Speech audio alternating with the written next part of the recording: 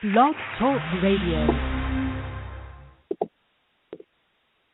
Bichamo Afurakani Afuraitkaitnit Ineye Ojira Da Medine Ojirafo Kwesi Ra Nehem Puta Akan Akwamumine Amaruka Etipi Mu Ojirafo Ojiramine Mu. That means greetings to all Afurakani Afuraitkaitnit people, meaning African and Black people. Today is Ojira Day, Purification Day. My name is Ojirafo Kwesi Ra Nehem Puta Akan. Ojirafo of the Akwamu Nation in North America within Ojiramine, the purified nation of Afurakani Afuraitkaitnit people in the Western Hemisphere. Yet I say we thank you for tuning in to the show. We are opening up the chat room right now. If you have a question or a comment, you can hit the number 1 on the phone line so that we can see that your hand is raised. If you have a question or a comment in the chat room, you need to log in as a user in the chat room in order to interact. If you don't have a username, you can set up one very quickly in Blog Talk. For individuals who are new to the broadcast, we have 3 broadcasts on a weekly basis. On Joda, Monday nights, we have Akanfo Nanasom, Ancient Authentic Akan and Ancestral Religion, where we deal with the Akan expression of Nanasom, the Akan expression of Afurakani, Afuraitkaitnit, Ancestral Religion from an authentic perspective.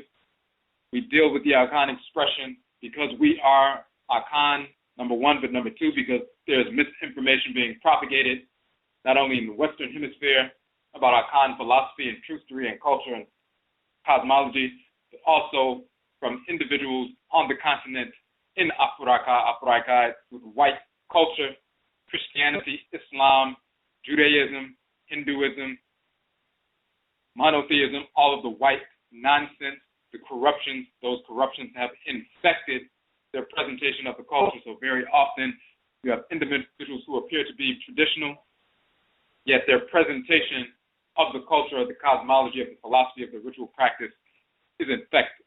So we deal with ancient, authentic Akan ancestral religion, proving conclusively, of course, that the Akan people come from ancient Kanat, or the Kanit land, which is a title of ancient Nubia, south of Kemet.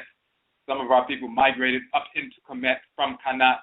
A couple of thousand years ago, some of our people migrated from Kanat, so-called Nubia, Sudan, to the western part of the continent and reestablished the Kanat Empire, the so-called Ghana Empire. About 1,000 years later, some of our people migrated from that region further south towards the savanna and forest belt region in what is today's Cote d'Ivoire, or Ivory Coast, and Ghana, Republic of Ghana, and reestablished Ghana or Akana civilization in those regions. Hundreds of years later, some of our people were taken from those regions and forced into North, Central, South America, the Caribbean, and Europe during the Musuo Kessier, the Great Perversity, the enslavement era. And so we ended up in the Western Hemisphere. So this is the direct link from ancient Kanat to West Afuraikai to the Western Hemisphere. We have traced in our books, in our publications, and of course in our broadcasts, proving that the deities worshipped in the Akan culture today are the exact same deities of ancient Kanat and Kemet. We still invoke Amen and Amenet and Ra and Ra'et and Ka and Ka'et and Ma'an, Ma'at and Alsar, Alset, Heru, Set, Nebet-Het, all these various divinities by the same names and descriptive titles in Akan culture today that we did in ancient Kanat and Kemet. So we go into detail about that on Joda on Monday nights for Akanfo Narason. On Tuesday nights, which is Abinada tonight, we have Ojira, which means purification. It also means a celebration of purification. And we purify the understanding of our cosmology, our culture, ancestral religion in general, not just the Akan expression, but Afurakani, Afuraitkaitnit people, wherever we have migrated into the world or forced to migrate into the world, we've carried our ancestral religious tradition in our blood circle. They are intergenerational, and these traditions are transmitted transcarnational through spirit-genetic intergenerational transmission of culture through reincarnation, through Bebra, rebirth, the returning of an ancestral spirit back into a womb to be born and live in the world once again as part of that clan they were once a part of. We carry our culture into the womb with us and are born with the culture. So we get into detail about clarifying concepts and cosmology and trustery and so forth on Jirada or Jirada Purification Day, and we're going to, of course, get into that tonight. On Awukuda Akwada Wednesdays, we have Egua Marketplace Day. That is a show where we broadcast and we showcase Afurakani, Afuraitkaitnit businesses, organizations, and institutions that are serving the Afurakani, Afuraitkaitnit community in a positive capacity and maintaining their ancestral religious values in the process. We have interviewed a number of individuals who have come on and talked about how they founded their business, founded their organization, founded their institution, their journey to ancestral culture, ancestral religion, and so forth, and how that ancestral religious cultural practice informs their service to the community, serving the community in a positive capacity. So, in our ancestral religious values. So we published that document. You can go to the OCOM page, and we'll put the link in the chat room right now. The OCOM page on our website, where you can download that document, OCOM Economic Development Model. You can also download the 4-part series on that model, where we dissected the model, showing how it impacts every aspect of our lives, specifically with regard to MAYN nation building or restoration. You can also download the other 2 broadcasts, Connected Egwakundi, which is economic warfare, and Kwareto Ne Amambre, self-employment, industrial culture.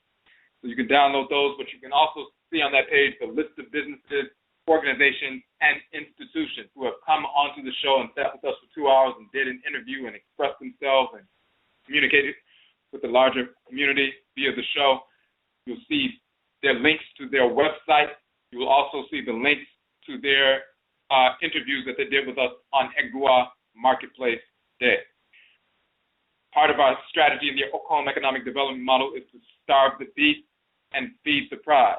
That means we make an assessment on a weekly basis to determine what funds we would have wasted for the whites and their offspring, and then we starve the beast and feed the pride. We take those funds away from that white beast, these white businesses, organizations, and institutions, and reallocate those funds to the business, organization, or institution of the week. We are targeting one Afurakani, Afuraitkaitnit, African or Black business, organization, or institution per week for 52 weeks. We started that process in February, so we are in the midst of that process. And the reason we're dealing with one per week is for optimal capital infusion. So when you starve the beast and feed the pride, when you starve the beast and take the $20 you would have wasted throughout the course of an entire week at CVS or Starbucks or Walmart or McDonald's or wherever, and you starve that white beast and feed the pride and reallocate that $20 to the business, organization, or institution of the week, whether you make a donation or you access their products and services. That is an infusion of capital, of course, of $20, but when 1,000 people engage that process, then that's a $20,000 infusion of capital into a Afurakani, Afuraitkaitnit business, organization, or institution so that they can remain open, expand their services to us, to the larger Afurakani, Afuraitkaitnit community, expand their product line, hire people within our community so that they can serve us at a greater capacity and also feed their families as well. This is a win-win situation for us, of course. If we do not engage this process, if we do not starve the beast and feed the pride, then by default, we leave that $20,000 of capital in the hands of our absolute enemies, the whites and their offspring. We are therefore financing our own oppression. So we starve the beast and feed the pride, and this is an ever-growing list. And when you check the OCOM Economic Development page every week, you'll see the new business of the week, one or more, and so forth. So this is what we do on Egua Marketplace Day. And part of that process for this week, the business, organization, or institution of the week This is a special week because what we are doing and what we have been promoting is our Hoodoo MAYN, Hoodoo Nation Festival. This is a Hoodoo Nation Festival which is going to occur on October 17th in Washington, D.C., that we are hosting from 12 p.m. to 7 p.m., an all-day event for Afurakani, Afuraitkaitnit people only, of course. It is a free event. There will be a number of vendors at the event.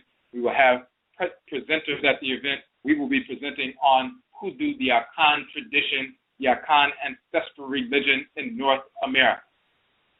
Based upon our publication, our book, Hoodoo People, Afurakani, Afuraitkaitnit people in North America, Akan custodians of Hoodoo from ancient Hoodoo, Ndunu land, Kanit, Nubia, showing the direct connection of the term Hoodoo, meaning root work, root medicine, root doctor, and so forth, and conjure, coming from ancient Kemet, meaning the exact same thing in ancient Kemet, also meaning ritual offerings and shrines and so forth, meaning the exact same thing in the Akan language. And when we were forced into North America, we continue to use the term Undu, which is the Akan pronunciation, Undu, meaning medicine from roots, trees, stalks, and so forth.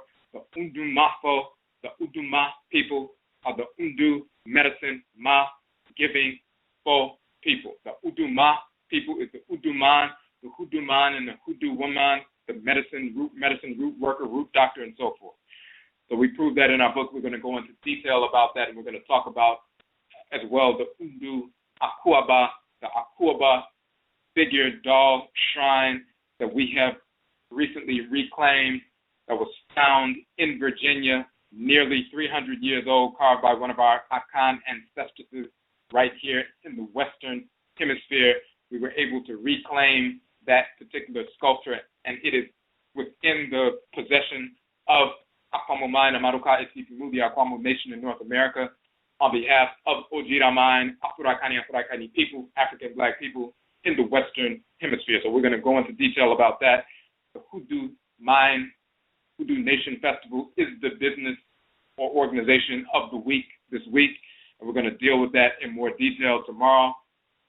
When you go to the Hoodoo MAYN page, and we'll place the link there, you can see information, festival. We're going to be posting more information about all the vendors. When you go to the page, if you would like to vend at the event, you can go to the page, fill out the vendor application, email it to us. We provide a 6-foot table for you and 2 chairs. The vending fee for the event is $25. And you can just go to the website. You can make the payment there. You can send the application, the vendor application, and so forth. Also, we will be publishing the Hoodoo MAYN Journal. It will be a book having articles about Hoodoo and so forth, also showcasing the vendors with their businesses. That book will be published. We will be publishing and printing that book. It will be given out to everybody who attends the event for free. So not only will it have information, but it will be also a business directory. So if you would like to have an ad in the book, in the publication, that free publication that will reach exponentially thousands of our people. And we will also have an ebook version of that publication on the website, on the Hoodoo MAYN page, so that people, wherever they are in the world, can always go to that page as that resource and see your business, organization, or institution. If you have an educational institution or any kind of business which is rooted in our culture and so forth, if you're an artist, a cultural artist, whatever you are engaged in, as long as it's in harmony with our authentic ancestral culture, you can take out an ad in the publication. We are coming up on that deadline for ads, so you just simply send us a JPEG file. When you look on the Hoodoo MAYN page, you'll see that a 1/4 page ad is $25, half-page ad is $35, and a full-page ad is $50.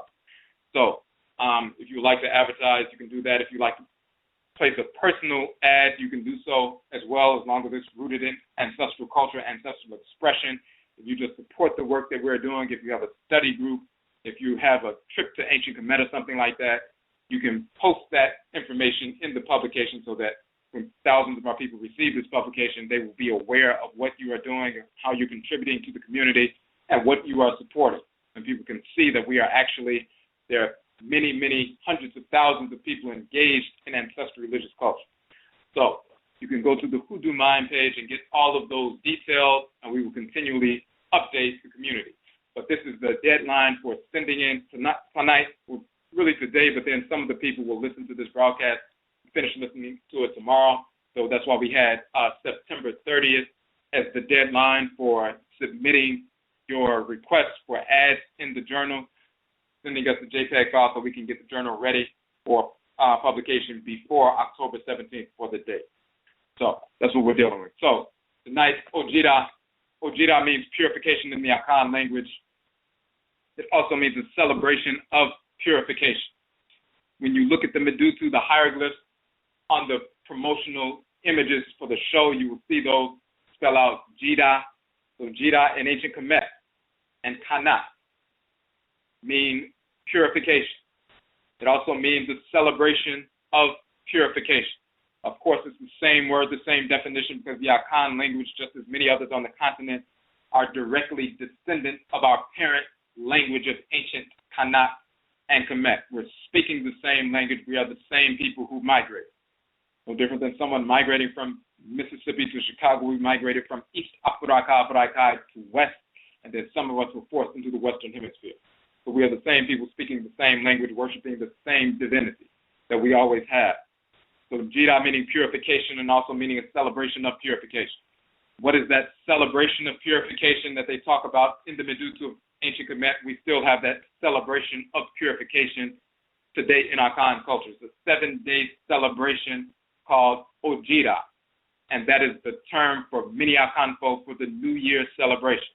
We just had our 7-day New Year's celebration from September 17th to September 23rd. September 23rd was the 7th day of our New Year celebration and the first day of our New Year, which is 13,016. We are in the midst of a 26,000-year astronomical cycle, hence the years beginning 13,016, beginning with 13,000. Of course, we don't track time based on the fictional cartoon character Jesus, who never existed of any form or of any race whatsoever.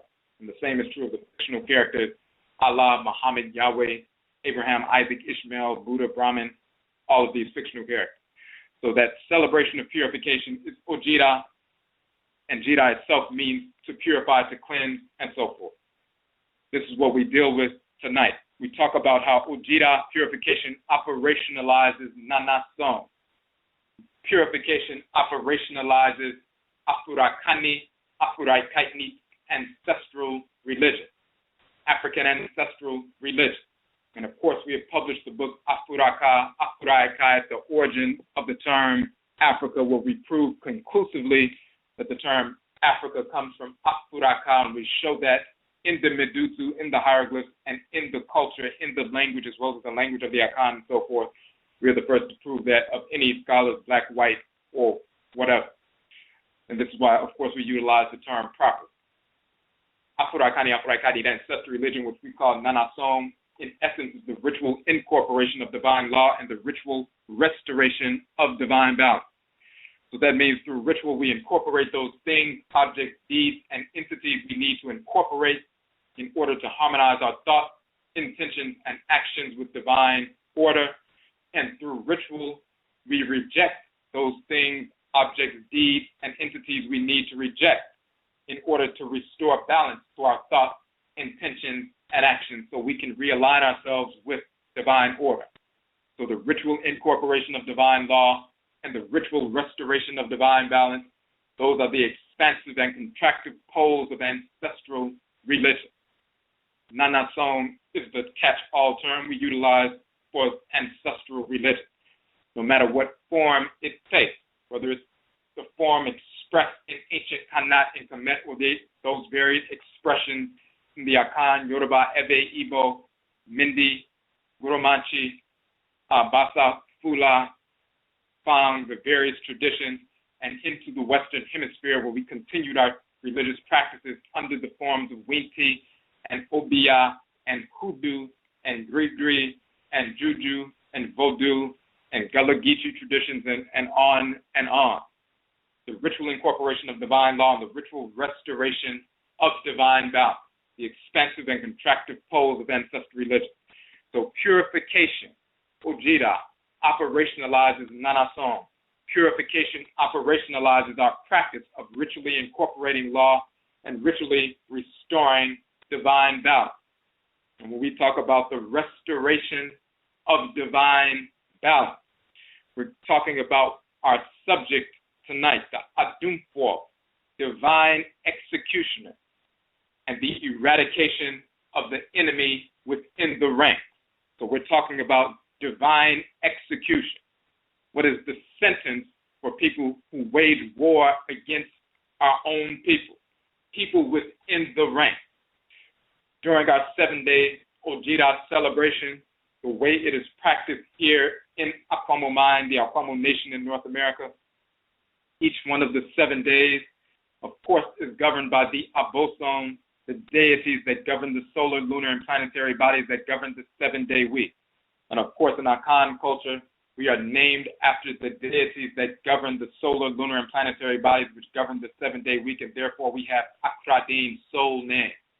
So Kwesi and Akosua and Ajo and Ajua, Kwajo and Ajua, and Kwabena and Abena, and Kweku and Akua, and Yao and Ya and Abba and Kwao and Kofi and Afua and Kwame and Kwamena, Ama, Ameminiwa, and so forth. These are Akradin, souls, our soul's name, because we come into the world assigned to a specific divinity, and the indication of that assignment is the day upon which we are born, because the Abosom and the Nananom and Samako, the spiritually cultivated ancestresses and ancestors, make sure that we enter into the world on the day of the Abosom, who we are assigned to pre-incarnation, before we enter into the womb. As an indication to the community that if we were assigned to the Abosom Benna, for example, the male divinity that governs the planet Benna, so-called Mars, he's called Herubehudet and Kemet, is Ogun in Yoruba, Ogun in Bodun, Ikenga in Igbo, and so forth. If we are born, if we are to operate under the direction of that divinity and carry his energy into the world, and our soul is connected to Benna, then our soul, if you're a male, is Kwa, Benna, that is the soul's name. If we're assigned to that force in nature, that spirit is assigned to us pre-incarnation by the Supreme Being, then we will come into the world and be born into the world on Benna Da, or Benna's day, which is quote-unquote Tuesday, the day or Da of Benna, Benna Da. And therefore, that is an indication when we come out of the womb.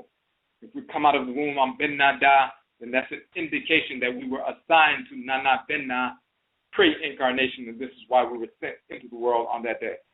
So in the same fashion, each one of the days of the week, governed by these Abosom, carry the energy of these Abosom and influence the natural cycle of Earth based on the energy of the Abosom. Every day of the week during our 7-day New Year celebration, our ODWIRA celebration we call Obrajira Nananum Som, there's an ancestral wisdom teaching associated with the day, an Ebe, a divine ancestral wisdom teaching, given by the Abosom, the Akradin Bosom, to the Nananom and Samako, the spiritually cultivated ancestresses and ancestors of MAYN, and we reaffirm these teachings, reaffirm this knowledge, reaffirm this culture, each one of the 7 days. Every day carries that specific teaching that carries the energy of the day. On Benada and Abenada, the male divinity of Benada Tuesday is Benna. Herubeda, Benna, the divinity, war, iron, the divine immune system, hot metal, and so forth. The female divinity of Benada is Abenada is Abena. She is called Sechima in Akan as well, and Sechima, Sechimet, Sekhmet in ancient Kemet. Female warrioress, divine enforceress of divine order, divine executioneress, and Benna is the divine executioner. So on Benada, Abenada of our 7-day holiday, the divine wisdom teaching, the Ebe of that day that we reaffirm with adults and children alike, and we memorize and incorporate this knowledge into our spirit, into our being, is Aborofo, Ye Achiwadiefo, Na Achiwadiefo, Nina Nye Aborofo. That means all of the whites and their offspring are Achiwadiefo, spirits of disorder. divinely hated by the Supreme Being. All of the whites and their offspring. That means white Europeans, white Americans, white Asians, white Hindus, white Arabs, white pseudo Native Americans who are just migrant invading Asians, white Latinos, white Latinas, white Hispanics, and so forth. Non-black people are Achiwadie folk. Achiwadie, adie means thing, object, deed, or entity. Chi means to hate. Achide or Achiwadie means those things, objects, deeds, and entities, adie, that are hated, chi, by the Supreme Being, divinely hated. Often translated as taboo, means divinely restricted. Achiwadie. And Achiwadie fo are the group of people, fo, who are Achiwadie, divinely hated, spirit of disorder. So all of the Aborofo, the whites and their offspring, are Achiwadie folks, spirits of disorder, divinely hated without exception. However, all of the Achiwadie folk are not Aborofo. That means that all of the whites and their offspring are Achiwadie folk, spirits of disorder, divinely hated. But then you also have a small percentage within our own rank, a small percentage who become cancerous, a small percentage who manifest that spiritual disfigurement, that disorder, and they become cancerous to the larger group. They seek to consume and destroy the larger group, just like cancerous cells developing within the body, and then they begin to seek to consume and destroy every healthy cell in their path. And if their development is not arrested, they will consume the entire body, the entire organism, and kill the entire body. So you have some individuals in our community, the Afurakani, Afuraitkaitnit world community, the world black body, that become cancerous and seek to work on behalf of the whites and their offspring and ally with the whites and their offspring, deliberately or through their practices, through their behavior. They have gone against divine order, and they seek to control and destroy and torture and eliminate our people. So they have become Achiwadie as well.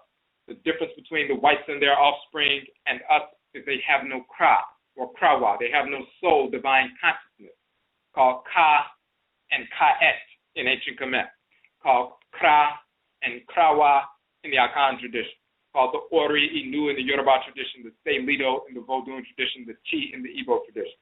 The deity, the spiritual entity that takes up residence in the head region and installs itself in the head region of Afurakani, Afuraitkaitnit people, and you feel that divinity, which is a male divinity if you're male, a female divinity if you're female, in the head region, pulling you towards thoughts, intentions, and actions that are in harmony with divine order every moment of every day. And spirituality is about aligning with that divine force, because that force that was directed to take up residence in your head region by the Supreme Being, directing that deity to take up residence in your head region, and that deity took up residence and installed itself. Just like the brain is sitting inside of your head region, it is an entity that's different from the other organs in your body, but it's regulating order within the body. In your spirit body, you have a smaller spiritual brain, an entity taking up residence in the head region of your spirit body, of your Sunsum. That is your Kra, or Krawa, your soul, your divine consciousness.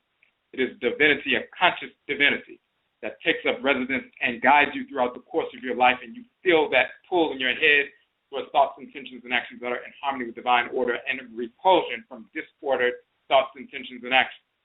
We have that divinity in our head region that makes us human beings, that makes us who we are. The only human beings that were ever crafted are Afurakani, Afuraitkaitnit human beings. And we've been here for millions of years as human, fully developed human beings, not evolving, quote unquote, from a common ape-like ancestor, but human beings from the start, not this nonsense coming from the whites and their offspring. So we've been here, but a small percentage of our people become cancerous, just like you have cancerous cells developing within your body. 1 out of every 100,000 cells becoming cancerous at any given time. And they seek to consume and destroy the other cells. They become disfigured. They operate outside of their allotted function. They become a disfigured, discordant entity seeking to consume and destroy. And the divine response for cancerous cells that have developed within the body. Those cells that used to be normal, but they became disfigured based on their own behavior. And then after their disfigurement, they become disordered and discordant in their behavior with regard to the other cells. The divine response wired in the body to handle those cells is to isolate them, kill them, exterminate them, and expel them from the body. And the same is true cancerous cells within the great divine body of the Supreme Being. The whites and their offspring are the cancerous cells within the great divine body, within the body of black humanity.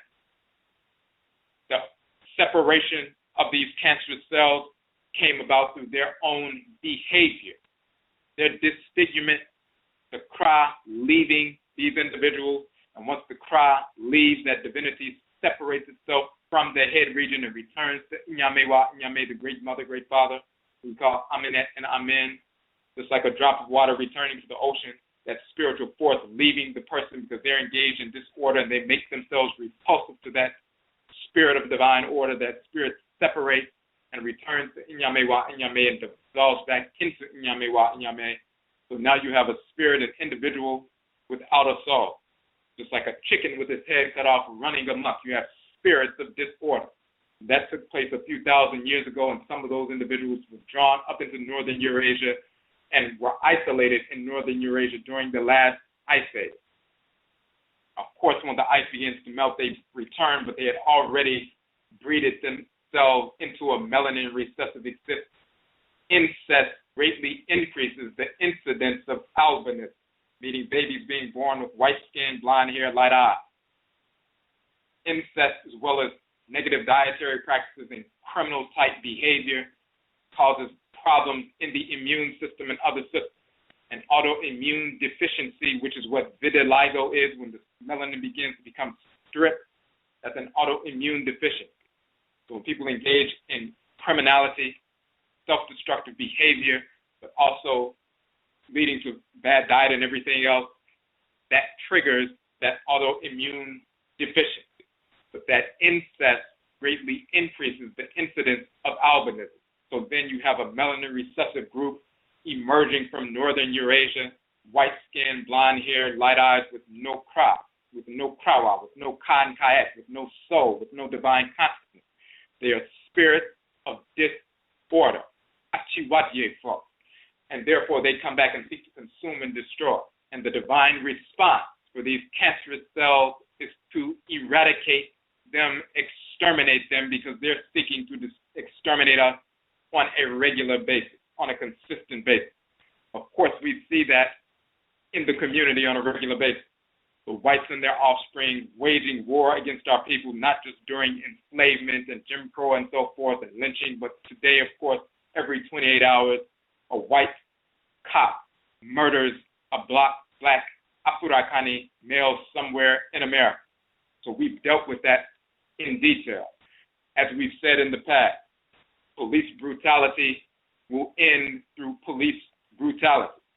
When the police become brutalized, then they will seek to cease and desist that brutalization. When they murder our people and our people rise up and execute them consistently on a regular basis, that is the only thing that will stop police brutality. They will never stop killing our people until our people make them stop, until they exterminate these murderers of our people. We dealt with that in the first 6 parts of this series, of this ODWIRA series. We talked about Neverlution versus Afurakani, Afuraitkaitnit, revolution and resolution. We talked about Adebisa ne Akodi, divination and warfare. We talked about Afuwat, the lone wolf divinity, the lone wolf deity of war and battle and the hunt and so forth, the lone wolf divinity of justice. And we have people who are children of that divinity, and they are naturally inclined towards lone wolf behavior, which is a weapon against our enemy. We talked about Nechem, pleasure, spirit realm, implications for warfare. When you understand what takes place in the spirit realm because you engage with your Nananom Nsamako. You pour libation to your ancestresses and ancestors, your great-grandmothers and great-grandfathers and so forth, and they come and communicate with you and show you exactly what Asamando is. Pleasure manifests in the spirit realm.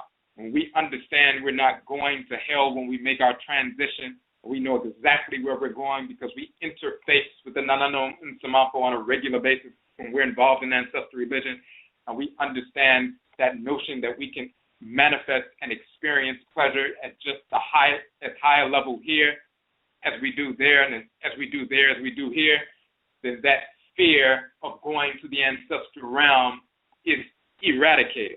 Number one, because you know what happens in the ancestral realm because you interface with your Nsamako on a regular basis. Number two, you recognize that you can have just as much pleasure there as you have here.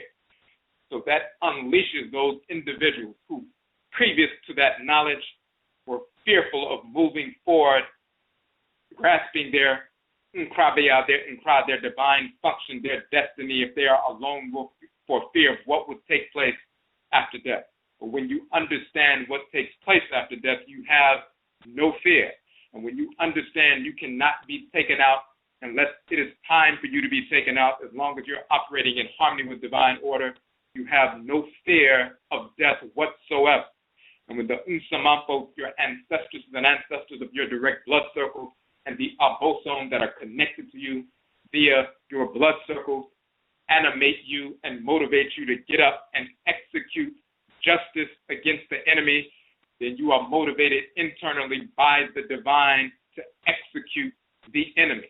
And no one can stop that execution. They can't track when it's going to happen. They can't determine when the Supreme Being is going to move you to get up and execute the enemy. They cannot stop that. And you have no fear of what takes place after death because you have direct experiential knowledge of what takes place after death. We also talked about Mentu, the divinity Mentu, the warrior divinity, from archers to snipers, waging war against the enemy. We dealt with that in detail.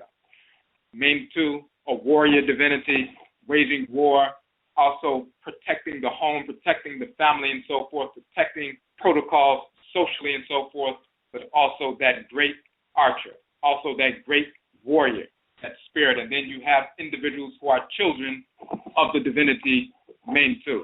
And when they're children of the divinity Mentu, they go from archers in past times to snipers.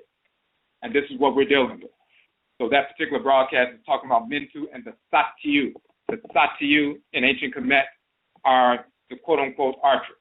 When our people have a natural inclination towards modern-day quote-unquote archery or snipership, that's a natural inclination in them by the divinity that governs it. That kind of fiery energy that's shot out by the divinity Mentu when he's operating in the world.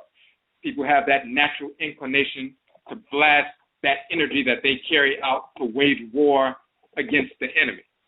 So this is what we're dealing with when we're talking about Mentu from archers to snipers. And that was part 5 of our particular series. When you go up further, and when you go, as a matter of fact, when you go to our YouTube page, you will see all of these different broadcasts. We have over 100 broadcasts that we have saved to the YouTube page directly from our Blog Talk Radio broadcast. So when you go to that page, we are ODWIRA on YouTube. Then you'll see all these broadcasts, and included when you go through, going back a little bit further.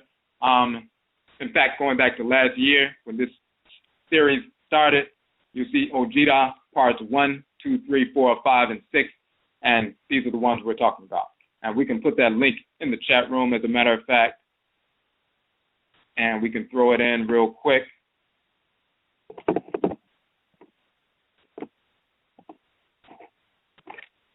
We'll put that in there right now.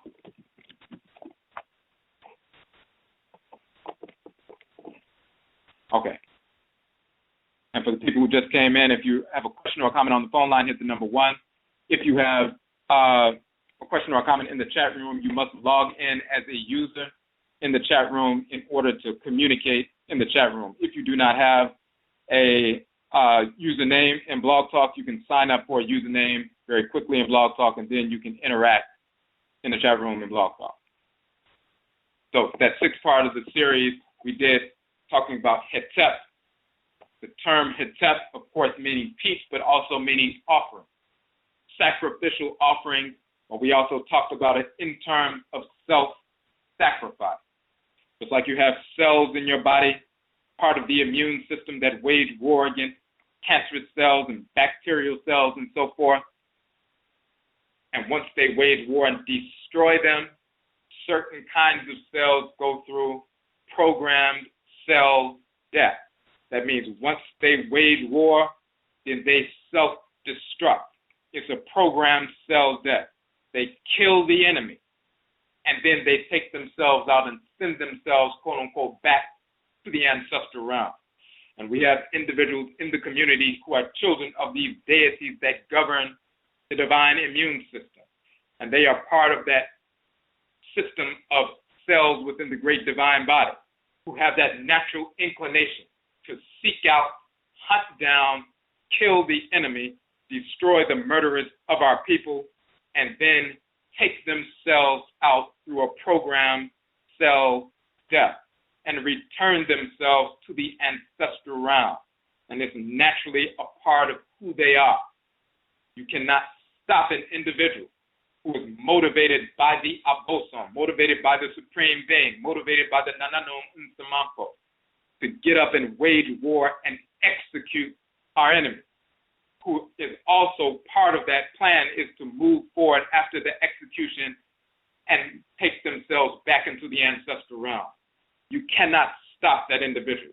And this is what the whites and their offspring fear. So in that first 6 parts of this 7-part series, we dealt with the Aborofo, the whites and their offspring are Achiwadiefo, spirits of disorder, and an instructive and comprehensive manner by which we must address our absolute enemies fully and completely. Not these ad hoc approaches to dealing with the whites and their offspring, getting online, venting, waving pictures of guns, showing pictures of weapons, standing on the camera, yelling and so forth, and waving guns at the whites and their offspring in front of a camera. They don't fear that at all. They laugh at that. They don't fear any Negro standing around taking pictures with guns. Because when they look at the truth, when they look at over the past 20 plus years that you've been online taking pictures of yourself with your gun, or taking pictures of guns, or taking pictures of weapons, you have not used those weapons in those 20 years against the whites and their offspring. You are a joke to them. No matter how much you pretend to be militant, they see you as a joke. No matter if you call yourself a Black Power revolutionary, but you simply take pictures of guns or wave guns in front of a camera. The whites and their offspring use their guns when they show them on the camera and murder our people. Then our people's response is to show images of guns, but they do not use them. You are a joke to the whites and their offspring, and that has been confirmed for them for over 25 years. So obviously, you must reassess your approach. Obviously, those of us in the larger community who are paying attention to what's been taking place with our people must reassess our approach and recognize there's a different way of operating. We have a precedent set by our Nananom Nsamanfo. Okumfo Yao, Nat Turner, set a precedent. He waged war against the whites and their offspring and massacred them. Okumfo Kwabena, Denmark Visi, organized over 9,000 Afurakani Afuraitkaitnit people to wage war against the whites and their offspring, and they had a contingency plan to poison the water supply and the food supply and so forth if things didn't go down the way they wanted it to go down. And because of those plans, and because of other individuals and groups like the Gullah Wars against the whites and their offspring, waging war against the United States government for over 50 years, the whites and their offspring were forced into a position of accepting abolition and emancipation. They were also forced into the position to start moving towards accepting repatriation and trying to set up colonies like Liberia and Sierra Leone and so forth, trying to get a large percentage of our people out of the country because they saw that we were waking up, being motivated by our ancestors to massacre our enemies, the whites and their offspring. And then they began to move to enslave us mentally through Christianity. Then they began to enslave us physiologically, not with chains any longer because we waged war against them. So the next physiological chain on the bodies of our people, drug addiction, not just regular cigarettes and alcohol, but marijuana and cocaine and heroin and later crack cocaine and so forth. This was the new chain, weapons of chemical and biological mass destruction. So the whites and their offspring have nonstop in waging war. They saw the precedent that was set by our people. They saw that we ended enslavement through waging war against them, so they had to take another route. And now we must recognize we must take a real route to victory rooted in our ancestral mandate and precedent. So we dealt with that in the first 6 parts of this 7-part series. Tonight we're talking about the second part of that ebe, that proverb.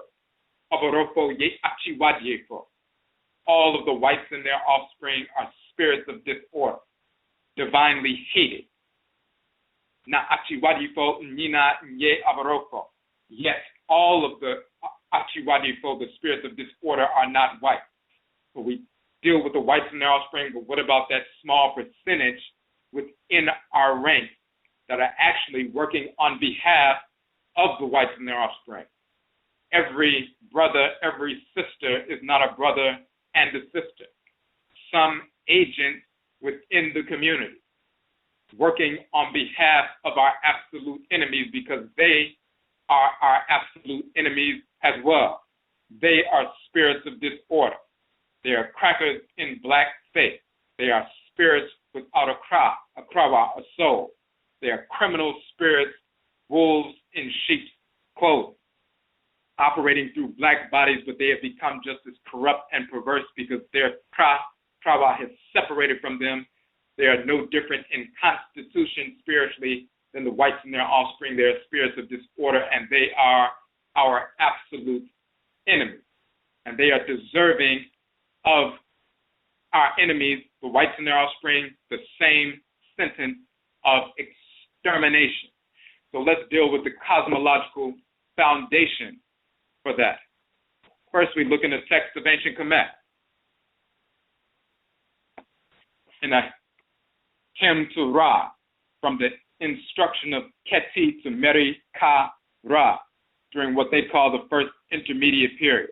Specific section in the so-called hymn to Ra, it says, well-tended is humanity, talking about Afurakani, Afuraitkaitnit people only, of course. The cattle of the deity. He made sky and earth for their sake. He subdued the water spirit. He made breath for their noses to live. We are, or they are, his Kai, his souls, who came from his body. He shines in the sky for their sake, and they're talking about Ra. He made for them plants and cattle. He made fowl and fish to feed them, talking about us. He, Ra, slew his foes, reduced his children when they thought of making rebellion. That means he massacred them. Those who engaged in disorder, Ra, the Creator, massacred those children of his who engaged in disorder. Those who became cancerous cells in the body were killed, destroyed, slain. He makes daylight for their sake. He sails by to see them. He has built his shrine around them. These are all the things Ra has done for us. He has built his shrine around them. When they weep, he hears. He made for them rulers in the air, leaders to raise the back of the weak. He made for them spiritual power as weapons, watching over them by day and by night. He had slain the traitors among them, as a man beats his son for the sake of his brother, for the deity knows every name. the cosmological foundation for the execution, the extermination of the traitors within the blood circle, the traitors within the community, those who are double agents as well as those who are just simply criminal within the community. You have people working on behalf of the whites and their offspring, deliberately and consciously. But then you have others who are still working on behalf of the whites and their offspring simply by virtue of the fact that they are engaged in disorder. They engage in rape. They engage in child molestation. They engage in torture. They engage in murder. These are individuals who are divinely hated. Achiwadiefo. They only deserve extermination. They do not deserve therapy. They deserve extermination. That is the divine mandate coming from Nyamewaa-Nyame, Amenet-Amen, the Supreme Being. Extermination of the traitors, the murderers, the molesters, the rapists, the torturers. Extermination, because they are not us. Just because they look like us on the outside, they are spiritually disfigured beyond repair. And just as Ra slew his foes, reduced his children when they thought of making rebellion, he has slain the traitors among them. As a man beats his son for the sake of his brother, for the God knows every name. And then we go further. If you look in the MMARA, the divine law and divine hate, our book, Divine Law, Love, and Divine Hate, we talk about MMARA, law and love is the same word. Divine law is the expansive pole of divine order. Divine hate is the contractive pole of divine order. So if you go to MMARA, Divine Law and Divine Hate, one of our books, we'll put the link in the chat room. We have a specific prayer in the Akan language, and there's an excerpt from this prayer that we want to put. When you go to the website, ojirafo.com, and go to the Nhoma page, publications page on the website, you'll see MMARA, Divine Law, Love, and Divine Hate. And in the chat room, we're going to reboot the chat room real quick, but you can simply go to MMARA, Divine Law, Love, and Divine Hate. And we'll go to the specific page 38, which is part 4, the excerpt from one of the prayers of libation. It says, any evil person who wishes Ntia Moa Amankwo to pass away from this world, hand him over to the divine executioners. Nobody blesses his enemy. Who are the divine executioners? In our Akan culture, the divine executioners are those abosom called Abrafo abosom. Abosom meaning deity. So there are deities, goddesses, and gods who are divine executioners. Abrafo, divine killer. Killers for the Supreme Being. Abrafo, as we mentioned in the first part of our article series in the book, is the plural of the term denoting the individuals, the group, fo, who maintain the law. Mara, the singular term for law in the tree language of the Akan is bara or bra. The plural term is mara, and of course that is ma in ancient Kemet, law, and mara with the emphatic particle in the Akan language. Mrafo or abrafo are those who uphold the law.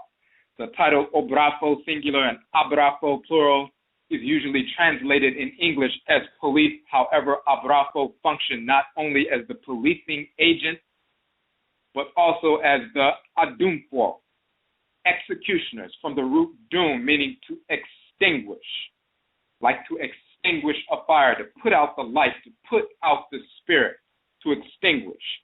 The Adumfo are executioners. This is why the Abrafo are also called the executioners, the killers, the divine killers. In the Oman, the nation, the particular group of Abosom deities called Abrafo Abosom, divine executioners, operate through their human agents. And of course, in ancient Kemet, they are called Kaitiu the divine killers of the enemies of Ra and Osar. And we place that image with the Medutu, the hieroglyphs of the Kaitiu, in our book, Kukutuntun, the Ancestral Jurisdiction. The agents are the Abrafo. In the MAYN, the nation, the particular group of Abosom, the Abrafo Abosom operate through their human agents. These agents are the Abrafo in the human sphere, the so-called police, and the Adumfo, the executioners in the social order. So the divine executioners, the deities, Heru Behudet and Sechima, and others associated with them are the forces in nature that destroy disorder. They are human agents within the Afurakani, Afuraitkaitnit population are the Abrafo and Adumfo in the community, and they are the police and the executioner in the social order. They physically police the MAYN, the nation, and also carry out capital punishment penalty for the benefit of the MAYN, of the nation. Capital punishment, the death penalty, is central to sound jurisprudence in Afurakani, Afuraitkaitnit culture. It's divine. The Abrafo, Abosom, the divine executioners also operate in the MAYN, the nation, within the context of Nanasom, ancestral religion, through a priestly order, whom are also their human agents. So in the larger population, you have Abrafo and Adumfo. They are the agents in the human population for the spiritual Abrafo, Adumfo, the divine executioner. So you have people who are naturally inclined towards military functions, naturally inclined towards traditional policing functions, naturally inclined towards Adumfo executioner functions because they are governed by the deities who execute that function. So they naturally take on those roles in the social order. But then within the priestly community, there's also a role for the Abrafo in the priestly community. There's a priestly order who are also their human agents. Members of this particular priestly order are called the Abosom Brafo. Abosom Abrafo. This particular order of ritual specialists, a particular kind of priest and priestess, invoked and possessed, become spiritually possessed by the Abrafo Abosom for the benefit of the MAYN. Spirit possession of these divine executioners, these deities who are divine killers. Whether they possess the individual, and then when they possess the individual, as we talked about in our previous broadcast, once the spirit possesses someone, it is akin to you driving a car, you sitting in the back seat, and then somebody else gets in the front seat and gets behind the wheel and begins to drive the car. You are both in the vehicle. But the person driving at that point is in control of where the vehicle is going, how fast the vehicle is going, and who the vehicle is coming up upon. And you are witnessing, you are in the vehicle, but you are not directing the vehicle at that point. When spirit possession takes place and the abosom into the bodies of the individual, the orisha, the voodoo, and so forth, the person's spirit takes the back seat, so to speak, and the divinity operates through their physical body and possesses and walks around and heals, but can also pick up a weapon and kill, get some herbs and poison, wage war, chemical and biological. So when possession takes place, a person becomes spiritually possessed by the Abrafo Abosom for the benefit of the MAYN.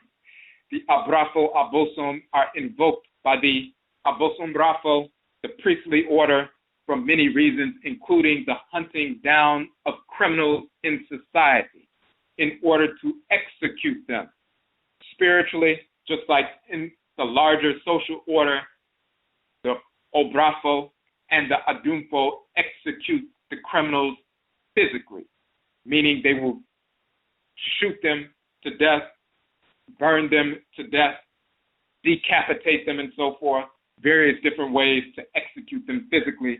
And the Abrafo, Abosom Brafo, the priestly order who deals with that, executes them spiritually, disintegrates their spirit. Such executions lead to fatal illness or other forms of physical death for the criminal. So even when the Abosom Brafo, that specific kind of ritual specialist, attacks the spirit of the person because they get possessed and work with the Abrafo Abosom, the divine executioners. Once they attack the spirit of the person, then very often the person becomes ill physically. It leads to fatal illness and other forms of physical death for such criminals. The MAYN, the nation in Akan culture and in Afurakani, Afuraitkaitnit culture across the board, is a created entity and therefore a manifestation of the divine structure of Abodie, the created universe. The MAYN is therefore an Abodie or a universe in miniature. So just like your physical body is an Afurakani, Afuraitkaitnit human being, is a miniature universe, the MAYN, the nation is a living entity. Afurakani, Afuraitkaitnit people, we are part of a large community, a world Afurakani, Afuraitkaitnit body. We are cells within a greater body, a collective. That's Pan-Africanism in the true sense, in the ritual, spiritual sense. We are part of a larger collective of Afurakani, Afuraitkaitnit people. We are an entity, and MAYN, a nation. And a nation in and of itself has its own character, has its own function, so-called destiny, purpose, and so forth. It is a living entity. The Abrafo Abosom, the divine executioners, work to uphold divine order. Nyamewaa-Nyame and Sheshe within the MAYN, within the Abodie in miniature, within the miniature universe, within the microcosm, just as they uphold divine order in the greater Abodie, the greater universe. So the universe itself, the great divine body of Amen and Amenet, just like you have a body, and within your body you have a number of systems, organs, systems. One of those systems is the immune system. One of those systems is the lymphatic system that work together. Those are the physical seats of Heru Behudet and Sechima, Benna, Abena, Ogun, and Iyami Abeni, Ogu and Ananu within your body, or within the great divine body of the Supreme Being. The immune system is governed by Benna, Heru Behudet within the great divine body. The lymphatic system, force, spiritual force is in the great divine body is governed by Sechima, the Sekhmet, and so forth. Just like they govern immunity within the great divine body, they govern immunity within your physical body, and your physical immune system and lymphatic system is the shrine, the center of resonance for Heru Behudet and Sechima as Afurakani, Afuraitkaitnit people will in the larger communal body, the MAYN, which is an entity. When we understand our MAYN, our nation as Afurakani, Afuraitkaitnit people, is a living entity with its own spirit that we compose a part of. Then we look at our nation differently. And we look to repair where we can repair, heal where we can heal within our nation as a living entity. But when cancerous cells manifest within this living entity and seek to consume and destroy, we exterminate those cancerous cells. Just as Ra slew the criminal, killed the traitor, destroyed the traitor for the maintenance of that divine order. So the divine executioners operate and uphold divine order through the immune and lymphatic systems within the great divine body, within our individual physical bodies, but also within the body of the MAYN, of the nation, the Afurakani, Afuraitkaitnit nation, of course, only. In the greater Abodie, the greater universe, the Abrafo Abosom, divine executioners, operate through various manifestations of nature, including the Oriya, the sun, Ojah, fire, and Ehwim, air, especially the aspect of the air, atmosphere referred to as the ionosphere, also called the thermosphere, which works to maintain the stability of the planet. The divine structure of Abodie creation is again duplicated in the physiological and psychological spiritual structures of all created entities. It is the Abrafo Abosom, of course, who operate the immune system of the Afurakani, Afuraitkaitnit body. The cells of the immune system are Abrafo, divine executioner, constantly upholding the divine order of the body's organs and systems by constantly seeking out and destroying, killing cancerous cells and other invading microbes. The immune system of the Afurakani, Afuraitkaitnit body is a component part of the divine immune system, of course, of Abodie, the created universe. This is a manifestation of the Nyamewaa-Nyame chi, divine hate, the contractive pole of Nyamewaa-Nyame and Sheshe, divine order. And as we talk about in this book, MMARA, divine law and divine hate, the expansive and contractive poles of divine order. Law is the expression of order. Hate is the impression of order. Through law, you express what's in harmony with divine order, and it's laid out.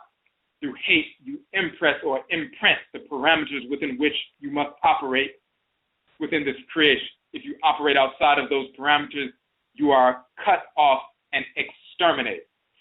So divine hate is the impression of order. It imprints, or that force in nature imprints or impresses upon the individual, the created entity, the parameters within which it must operate. Divine law is the expression of divine order. So we deal with that in detail. The divine hate, the contractive pole of divine order, is governed by Heru, Behudet, and Seshima.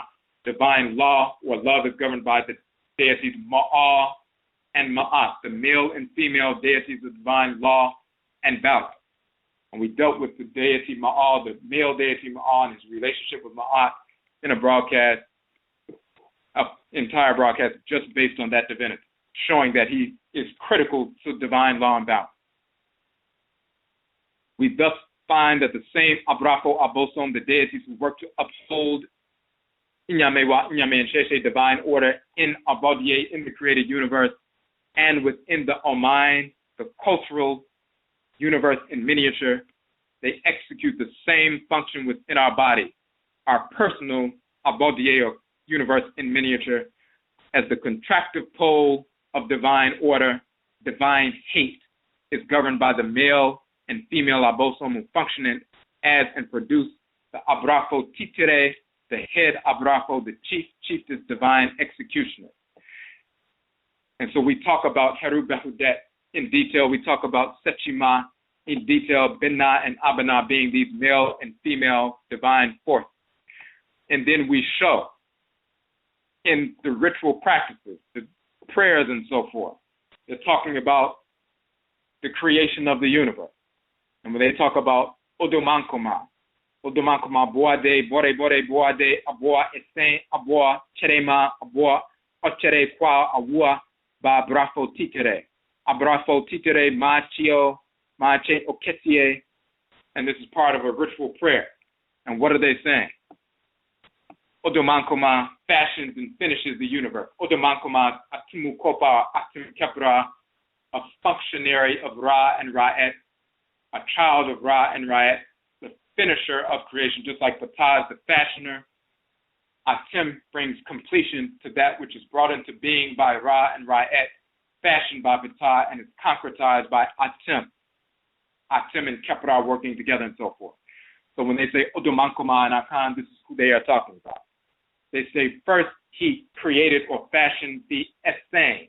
At the beginning of creation, he fashions the Esen. In Akan culture, Esen is the messenger of the Supreme Being. It means messenger. His second creation is Ocherema, the drummer. The drummer in Akan culture is the keeper or regulator of the creative energy flowing throughout creation, transmitted or played on the talking Achene, the drum. Then his third creation is Obrafo, the chief executioner. So when Odomankoma is fashioning the universe, first he fashions the Esen, the messenger. Second, he fashions the Ocherema, the drummer. Third, he fashions the Obrafo, the chief executioner, the divine killer, the agent of divine hate. What is this dealing with in this sacred prayer? The Esen, the divine messenger of the Supreme Being, is related to the divine nervous system, the communicator of divine order within creation, and also within the Afurakani, Afuraitkaitnit body, which is creation in miniature. The Ocherema, the drummer, regulator, keeper of the creative energy in the Oman, is related to the divine cardiovascular system, the drummer, the pulsator of energy, regulator of order in Abodie's creation and also within the Afurakani, Afuraitkaitnit body. Of course, the heartbeat in the heart is the drummer who regulates the flow of blood and energy to the body. The Obrafo, the third creation of the Supreme Being, is related to the divine immune system, protector of order in Abodie, and also within the Afurakani, Afuraitkaitnit body. And in this sense, we're talking about the immune system, which is the immune and lymphatic systems together. These three positions naturally exist as components within the Oman, the cultural Abodie or universe in miniature as well. The Essane is the communicator, the messenger traveling throughout the Oman, the nation, to communicate to the people the decisions made by the Ohini and the Ohima, the king and queen mother, in the Ahimpie, the royal house, court, or palace. The Ocherima, uses the talking drums to transmit the values of the Amamre, the culture, which regulate order in society. The Ocherima plays the Achine, the drum, to call down the Abosom, the deity, and the Nananom Nsumapo, the spiritually cultivated ancestresses and ancestors during ritual. The Abosom and Nananom Nsumapo possess the Abosomfo, certain class of priests and priestesses, the Abosom Brafo, a different class, the Okomfo, another class of priests and priestesses. They bring the Tumi, the divine power of Nyamewaa-Nyame, into the Oman, into the nation, to rejuvenate and empower the people. The drummer, the Ocherima, knows the proper places, times, and manner to make the Achini, the drum, talk, in which to invoke and evoke the Abosom and Nananom Nsamampo with the drum, with the Achini. This regulates order in society. Finally, the Obrafo is the policing agent, the upholder of divine order in Nyamewaa-Nyame in society, and functions as an executioner. So that happens within the community. Now, when you look further, and when you look in the physical body, of course, the first thing that develops when the child is conceived is the Essane, the messenger, the central nervous system. The next thing that happens is the heart begins to beat. That is the Ocherima, the divine drum. And then the immune system develops, the Obrafo, the divine executioner, the divine killer. So in this sacred prayer, when they're talking about what took place at the beginning of creation, and when Odomankoma was finishing the creation that was brought into being by Ra and Ra'es, and fashioned by Ptah, and being completed by Odomankoma, Atim, Kepra, and so forth. First, the Essane, the messenger. Second, the Ocherima, the drummer. Third, the Obrafo, the divine executioner. We're talking about in the physical body as well as in the universe. The messenger, the drummer, and the immune system. The third piece, the immune system, the sacred Obrafo, the divine executioner, is one of the first creations of the Supreme Being. It's one of the highest creations of the Supreme Being. Divine hate, the agent of divine hate, is the impression of order. You create the universe, establish it through law, and it is maintained through divine hate. The impression of divine order, the imprinting of the parameters within which we must operate upon all individuals and entities within the created order. If they do not submit to that imprinting, that impression, then they are eliminated, they are exterminated. So then we go to a text from ancient Kemet, the book of the heavenly cow.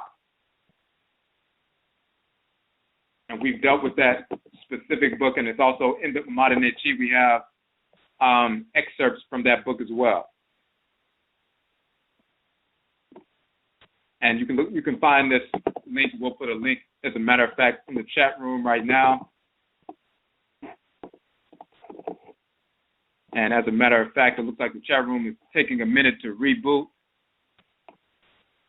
So it looks like the chat room is frozen for a second. But we'll just go ahead and go to this document.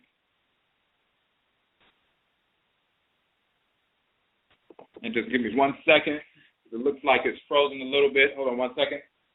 Okay, so if you go to the Book of the Cow of Heaven, you can also type in destruction of mankind, and Ra destroys mankind and so forth. The basis of the story is not destruction of all mankind. If you look at the beginning of the story, the talks about, here's the story of Ra, the deity who was self-begotten and self-created after he had assumed the sovereignty over men and women of deities of all things, the unique one. Now there were certain men and women who were speaking words of complaint, saying that his majesty has grown old, his bones have become like silver, his members have turned into gold, and his hair is like lapis lazuli. His majesty Ra heard the words of complaint which men and women were uttering, and they began to rebel against him, plotting against him. And so he said, cry out and bring to me, in his following, cry out and bring to me my Arit, which is a female divinity, and bring Shu and Tefnut and Seb and Nut and the father divinities and the mother divinities who were with me, even when I was with Nu, my father, side by side. Bring them all with me and their ministers. Lead them secretly to me so we can meet. He wanted to get together with the council of the deities as well as his elders and eldresses, the divinities his father knew, and the elders and eldresses divinity that came before him. Ra is the creator, Ra'et is the creatress. The great mother and great father is actually Amen and Amenet. Amenet is the great mother, Amen is the great father. Ra and Ra'et are the grandchildren of Amen and Amenet. They are the children of Nun and Nunet, or Nu and Nut. And he asked for his elder and elderess deities to come into this council. And then this is what Ra said. So the deities were drawn up on each side of Ra, and they bowed down before his majesty until their heads touched the ground. And the maker of men and women, the king of those who have knowledge, spoke his words in the presence of the father of the firstborn divinity, who is Nu, his father. And the deities spoke in the presence of his majesty, saying, speak to us, for we are listening to your word.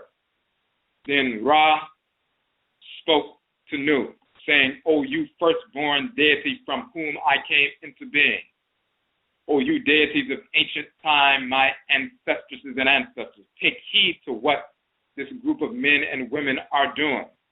For behold, those who we created and came into being from my eye are uttering words of complaint, meaning they were projecting criminality into the life force energy. Speaking words of complaint against me, rebelling against me, plotting against me, tell me what you would do in the matter, and consider this thing for me, and seek out a plan for me, for I will not slay them until I have heard what you shall say to me concerning it. So the creator of the universe, and this is instructive for us, and it's foundational with regard to the structure of our societies in Afuraitkaitnit, and wherever we have migrated and were forced to migrate in the world. And the creator of the universe, Ra, takes counsel with his ancestresses and ancestors, his elders and eldresses first, before he makes that decision of what he's going to do with his creation, a portion of his creation that engaged in disorder and was seeking to wage war and project disorder into the life force energy. He asked his elders and eldresses, what should I do about it? Consider this, and I will make a decision. Before I slay them, I want to hear what you have to say. And we go before our Nananom Nsaman, for our spiritually cultivated ancestresses and ancestors, as well as our Nananom Mpanyingfo, spiritually cultivated elders and elderesses, so that we can get counsel, divine guidance before we make a major decision. This is what divination is about. This is what consultation is about. So this is what Ra does. Then the majesty of Nu to his son Ra spoke, saying, you are the deity who is greater than he who made you. You are the sovereign of those who were created with you. Your throne is set, and the fear of you is great.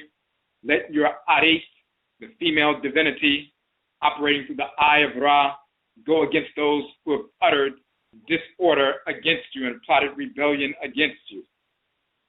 And the majesty of Ra said, behold, they have taken themselves to flight into the mountain lands, for their hearts are afraid because of the words they have uttered. He saw that those criminal men and women who have become spirits of disorder, projecting disorder into the life force energy. They realized that they were caught and exposed. They escaped and took flight into the mountain lands because they were fearful about what was about to happen. So a small percentage of cancerous cells within the black community separated from the larger group and went up into the mountain lands, eventually into Eurasia, northern Eurasia. Then the deity spoke in the presence of His Majesty, saying, let your Arit, your eye, the divinity, female divinity, the Arit, the eye of Ra, let her go forth. Let her destroy for you those who revile you with words of evil, for there is no Arit whatsoever that can go before it and resist you and her when it journeys in the form of Het Heru. So then Setchima Sekhmet is born out of the Arit, Ra, the eye of Ra. She takes on the title Het Heru, but Sekhmet and Het Heru are different divinities. It's like you can take on, if you're a female, your middle name can be the name of your aunt because you all come from the same matriclan, the same blood circle, and have the same character as part of the same blood circle. So you would take on her middle name, but you are you and your aunt is your aunt. But you're named after her because you have her spiritual disposition because you're from the same blood circle. So Setchima, Sekhmet, being called in this context, Sekhmet, Het Heru, and so forth. She's born from the eye of Ra, and then she goes down and massacres the criminal men and women and begins to wade in their blood, waist high in the blood of the men and women. And this is what a major part of the text. And she said it was sweet to her heart to wage war and execute that power over these criminal deceits. The lymphatic system operating within the bloodstream. When Setchima Sekhmet is wading through the blood of the criminal men and women, the lymphatic system cells wading through the bloodstream, attacking the criminal bacterial cells, the viral cells, and so forth that have become cancerous within the body, destroying them and wading through the blood, and it's sweet to her heart. The spiritual force that animates that lymphatic system is the goddess, is the female divinity, the Umtoro Diaboson Setchima Sekhmet. Then eventually that slaughter is taken over. Ra says later on in the text, he's going to separate himself from ruling directly on earth and go into the heavenly realm, and then he orders that the Sekhet Hetep, the divine field of peace, is created, and the Sekhet Aru, the divine fields of divine food, are placed in the divine field of peace, and stars are placed in that divine field, and that's the black substance of space with the stars in that specific region, the divine field and divine food and so forth. Of course, they stole this story from the, in the Bible and so forth. And when they talk about the Houthi later in the text, Ma'al shared going up on the mountain to talk to Ra, and Ra takes the form of Ra, Ku, the divine light, and Ma'al shared, the one who is true of word, to Houthi, goes before the God in the mountain in the form of divine light. That is Ma'al, or Moshe, or Moses going on the mountain to talk to the God in the form of divine light. And then he directs Tahuti to write down the laws of the spirit realm. All of that we cover in the Kukutuntum, the ancestral jurisdiction, proving that Moses never existed at all of any race. And they stole that entire piece from the Book of the Cow of Heaven.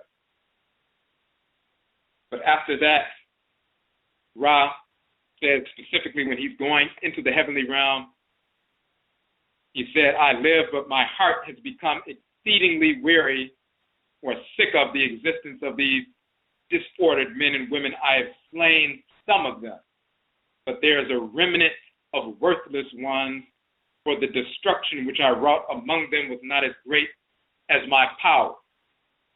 Then the deities who were with him in his following said, be not overcome by your inactivity, for your might is in proportion to your will. And the Majesty said unto Nu that he was going to go up into the heavenly realm and so forth. Nu orders that he's placed on the back of the goddess Nut, and she takes the form of the divine cow.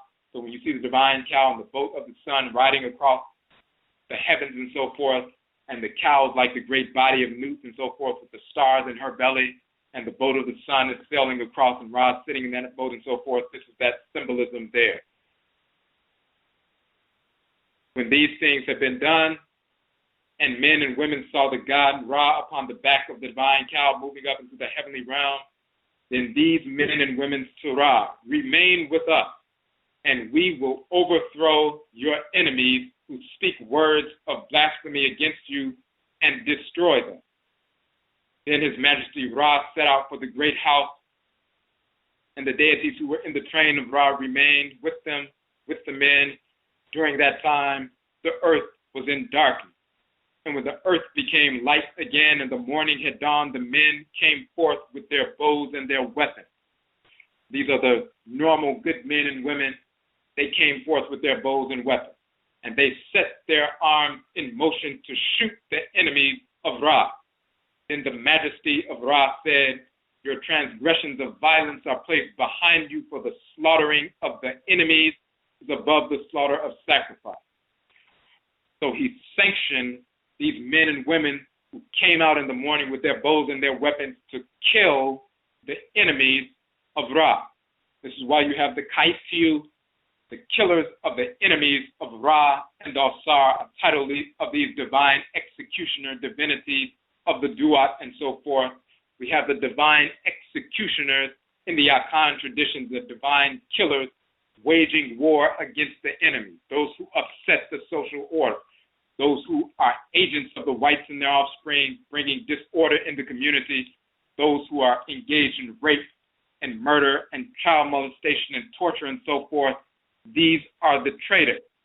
That in the hymn to Ra, He slays the traitor, kills the traitor. And the people who are children of these divine executioner divinities have that natural inclination to seek out, hunt down, and kill the traitor, kill the child molester, kill the sex offender, kill the murderer, kill the torturer, kill the rapists in the community that are within our ranks. They are not us. They are the whites and their offspring. They are akin to them. They are in brown skin, but they are spirits of disorder. They are our absolute enemies. They do not deserve any kind of therapy. They deserve that extermination that is called forth by Ra and Rae and the Aboson and the Nananom Nsamako, the spiritually cultivated ancestresses and ancestors. We have individuals who talk about the most important thing that we must have is unity. It is not all about unity. There's a difference between togetherness and unity. You can be together with people you go to work with on a bus stop every day. You meet at the same time because everybody's going to work at the same time. You're getting on the train at the same time because everybody's going to work at the same time. Nobody knows each other. Nobody is seeking to know one another. You are together every day, but you are not unified. When you talk about unity, we don't seek out unity. We seek to adhere to divine law, to incorporate divine hate, to align ourselves with divine order. When you incorporate divine law and restore divine balance through divine hate, you realign yourself with order, and then unity is the natural outgrowth of that. You don't seek out unity, you engage in the alignment with divine order, and that is what manifests the undergirding unity that already exists, that is wired within us. That's the key.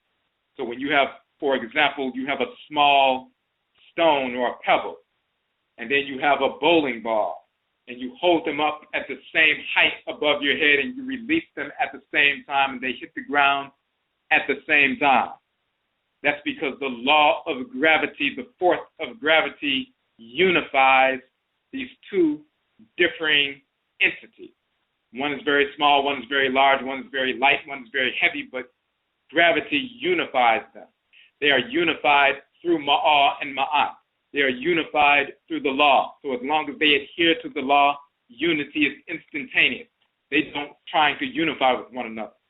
The pebble doesn't seek out the bowling ball and say, we need to get united, and sit around strategizing about how we can unite, and having meetings and getting online and posting things about how can we unite pebble and bowling ball. If they adhere to the law will unify them, will equilibrate them. when we adhere to divine order and adhere to law, we will be unified instantaneously, because the unity is a undergirding manifestation of divine order. So that's key. When we talk about revolution and resolution, and people are talking about seeking unity, that is not the key. The whites and their offspring put the notion of monotheism into pseudo-religion, trying to wipe out the existence of the various actual divinities, male and female divinities. And then they want to represent themselves as a spokesperson for the fictional one divinity. That's a means of control. They don't want you to understand that you have a divinity dwelling in your head region that guides you every moment of every day. Because if you adhere to that divinity, then that divinity directs you to execute, exterminate the whites and their offspring, exterminate the enemies within our reign. The Achiwadifo in black skin, the criminals within our reign. They can't maintain control over a nation, a society, when the people in the nation can communicate with the divinity that dwells within them, and that deity tells them that particular day, get up and execute your enemy. They cannot control that. So, of course, they began to force the false idea of monotheism, but then that manifests in their political structures as unity. We need to go towards unity. Forget about our differences. Forget about our spiritual differences, our religious differences, our political differences. We just need to unite all up under the same umbrella. That's nothing more than secular monotheism. It's foolishness. And our people running around saying our key to everything is unity are falling up under the spell of the whites and their offspring. Our key to overcoming our enemies is aligning with the function we came into the world to execute. If you're not executing the function you came into the world to execute, there will be no overcoming the enemy. But as soon as we get back on that track, as long as we are executing our function, just like as long as one of your organs is executing its function and the other organs are executing their function, because of the divine design of the body, when each organ executes its function, it's also working interdependently with all of the other organs, because it's adhering to a specific design. If it does its job and stays in its lane, it will also be instantaneously unified with all of the other organs and cells in the body. If we maintain the order and alignment within our own kra, our soul, our divine consciousness, our krawa, we instantaneously are unified with all Afurakani, Afuraitkaitnit people, as well as plant life, animal life, and mineral life, and so forth. And of course, we are naturally repel the whites and their offspring, without exception, living and deceased. So we don't seek unity, and that's not the key to revolution and resolution. The key to revolution and resolution, the expansive and contractive poles of Nyansa, or wisdom, divine wisdom, governed by Tahuti and Seshat, the male and female governor and governess of the divine expansive and contractive poles of Nyansa, or divine wisdom, which is revolution and resolution, as we deal with in our book, Amenet-Amen. The way to that revolution and resolution, that Nyansa, is to align with our divine function. And then when we are aligned with that divinity that dwells within us, operate based on that. And when it is time to execute, we execute. Whether it's inside the ranks or outside the ranks, whether it's the external enemy or the internal enemy. When you understand divine law and divine hate, you know who to accept and who to reject, what to accept and what to reject. Of course, you recognize the whites and their offspring are absolutely those who we reject every moment of every day on every level, living and deceased. They are spirits of disorder and incarnate that way. And they will be spirits of disorder and our absolute enemies until they become extinct, until we make them extinct. But then we also have those criminals within the community, pretending to be conscious, pretending to be cultural, pretending to be people who are leading the people to information that will empower our people. But then it turns out that they are rapists or promoting rape of black women. They are sex offenders, having to register as sex offenders. They are promoters of dissexuality, homosexuality. They are rapists They are child molesters. They are torturers. They are murderers. They engage in this criminal activity. These are not individuals that we unite with. These are individuals that we exterminate. We don't play games and talk and go back and forth and so forth. These are spirits of disorder who are worthy of that divine extermination. This is why Ra says he slays the enemy, has slain, killed the traitor, destroyed the traitor. Not therapy for the traitor, kills the traitor. And when we align with our divine function, millions of Afurakani, Afuraitkaitnit people in the country and around the world, when we align with the divinity that governs us, those children of these Abrafo Aboson, these divine executioners, when they have that natural inclination to seek out, destroy, exterminate, and expel these cancerous cells from the inside of the body, the traitors, the Adumfo, the executioners, the divine executioners, those who extinguish.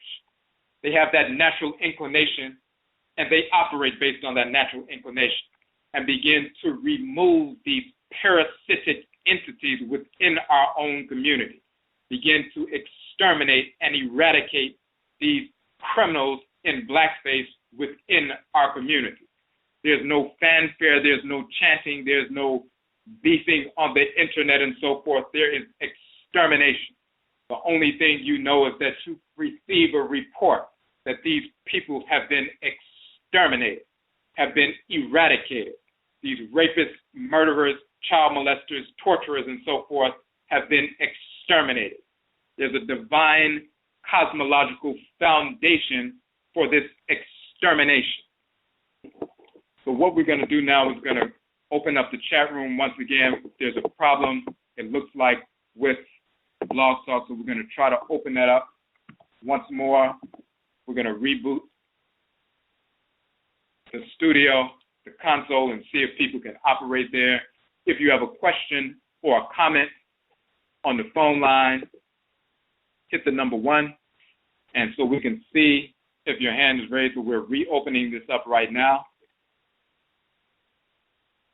And if you want to interact in the chat room, again, you need to log in as a user in the chat room. So we're pulling this up right now. We want to see if it's going to work this time. And so just give us 1 second. And in the meantime, while that is pulling up, for new people who came in a little bit late, as we're coming up as ODWIRA, the ODWIRA Nation, purified nation of Afurakani, Afuraitkaitnit people in the Western Hemisphere.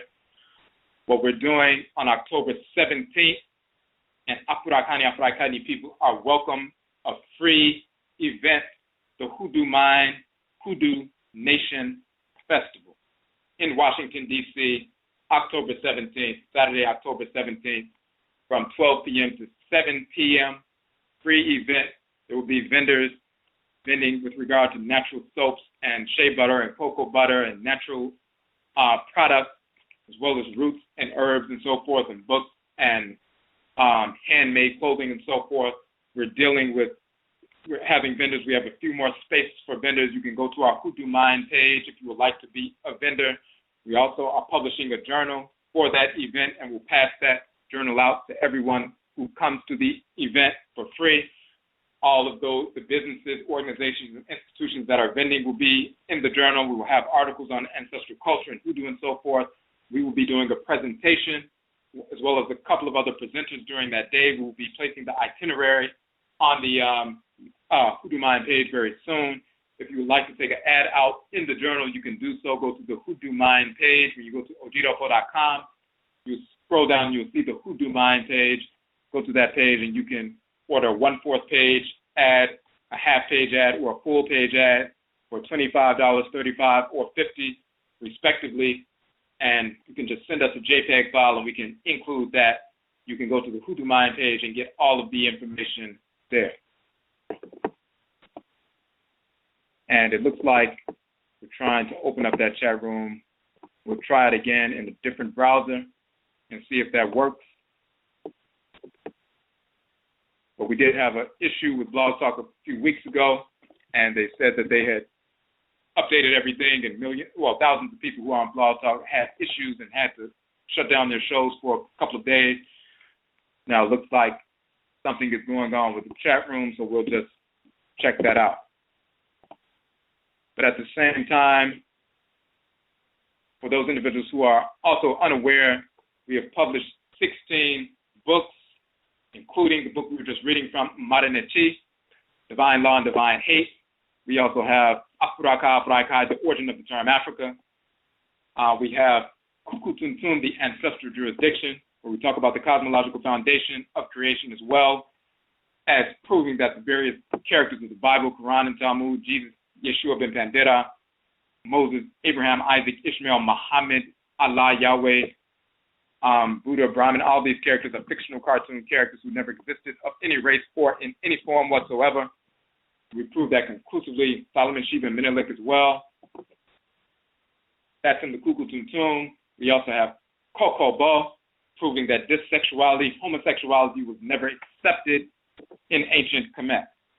And we proved that conclusively, unearthing new information, going through these texts and giving proper translations of these texts to prove that the information the whites and their offspring have been trying to promote as evidence of dissexuality in ancient Kemet is absolutely false and easily disproven, and we did that conclusively with the exact same text that they use and properly translate these texts.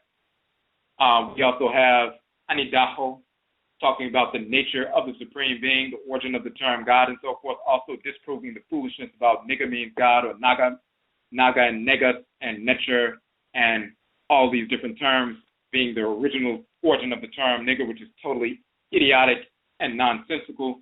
The origin of the term nigger is from nikah, which means foes or enemies who are crushed and beaten to death. Yes, that is a term from ancient Kemet, but it has nothing to do with the term that most people believe is coming from negus and naga and necher and all of this other nonsense. So we go into detail about that. We have the book More Means Dead, where we prove conclusively that the term More literally means dead. So if you call yourself a Moor, you're calling yourself physically dead or spiritually dead or a slave, a servant, a vassal, afflicted, wretched, and so forth. We proved that conclusively, and of course, we're the only ones who put that extensive information out, and it is irrefutable. Some Negroes are upset because we put that information out and exposed their idiocy. It's too late. And we've done a broadcast, of course, that goes into detail about that information. All right, so it looks like the chat room is back up. We use a different browser. So if you were trying to put some information in the chat room, you can go back and do so again. If you were trying to call on the phone line, you can, or hit the number 1 on the phone line to ask a question. You can try that once again, and it should be working now. And we see that there are some comments in the chat room that were placed in the chat room earlier when it was frozen. And for those who are in the chat room, send a message right quick to make sure the chat room is working.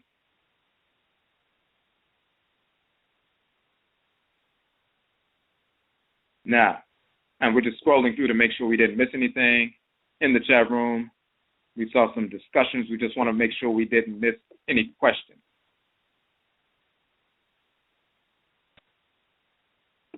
Okay, so it's working. All right, chat room is working. All right, so we're going to go to the phone line right quick. Michelle on the phone line. 081. You had a question or a comment?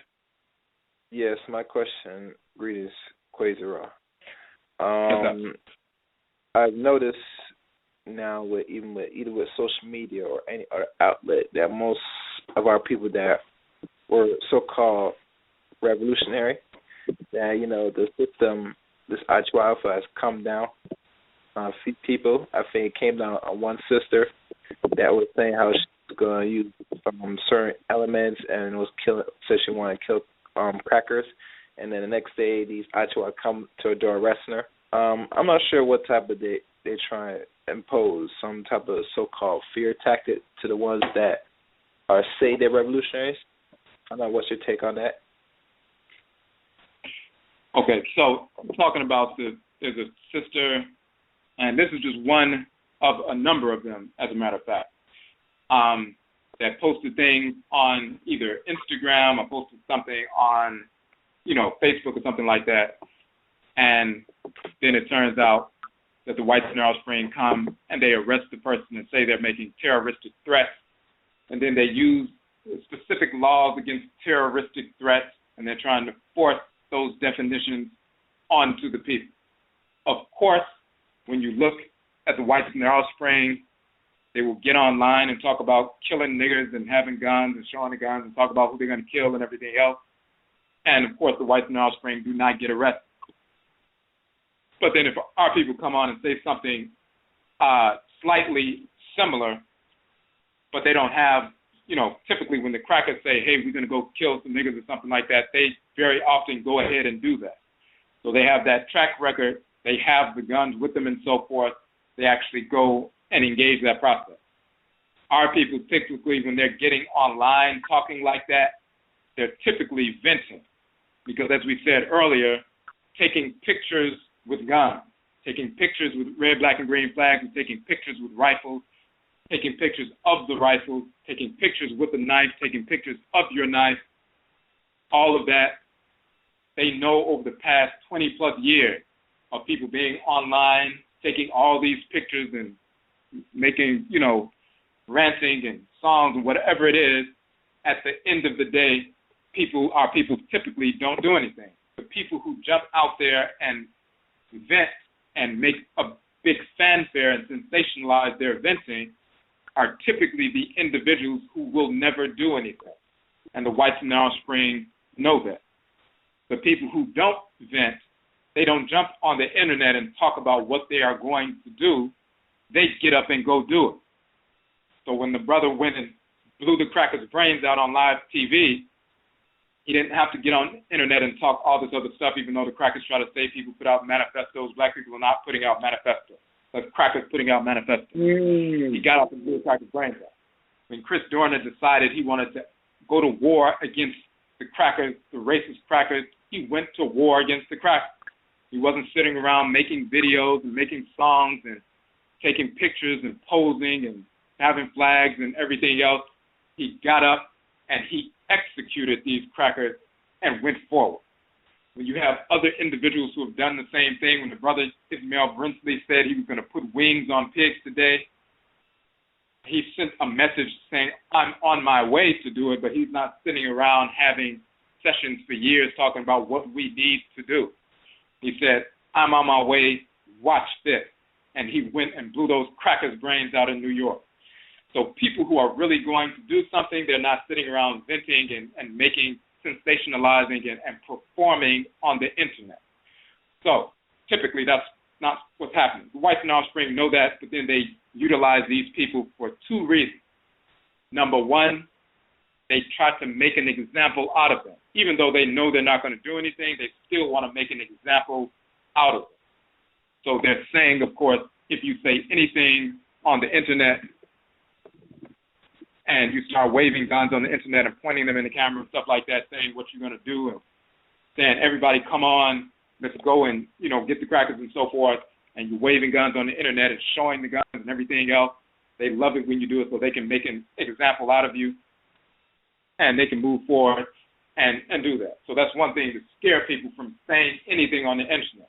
All people have to do is look at what the laws are, what can and can't be said, what can be construed as, terroristic threats and so forth, and then you know what falls into the realm of those things. But even more importantly than that, people who are really going to do something, they're not broadcasting specifically what they are going to do. They just get up and go do it.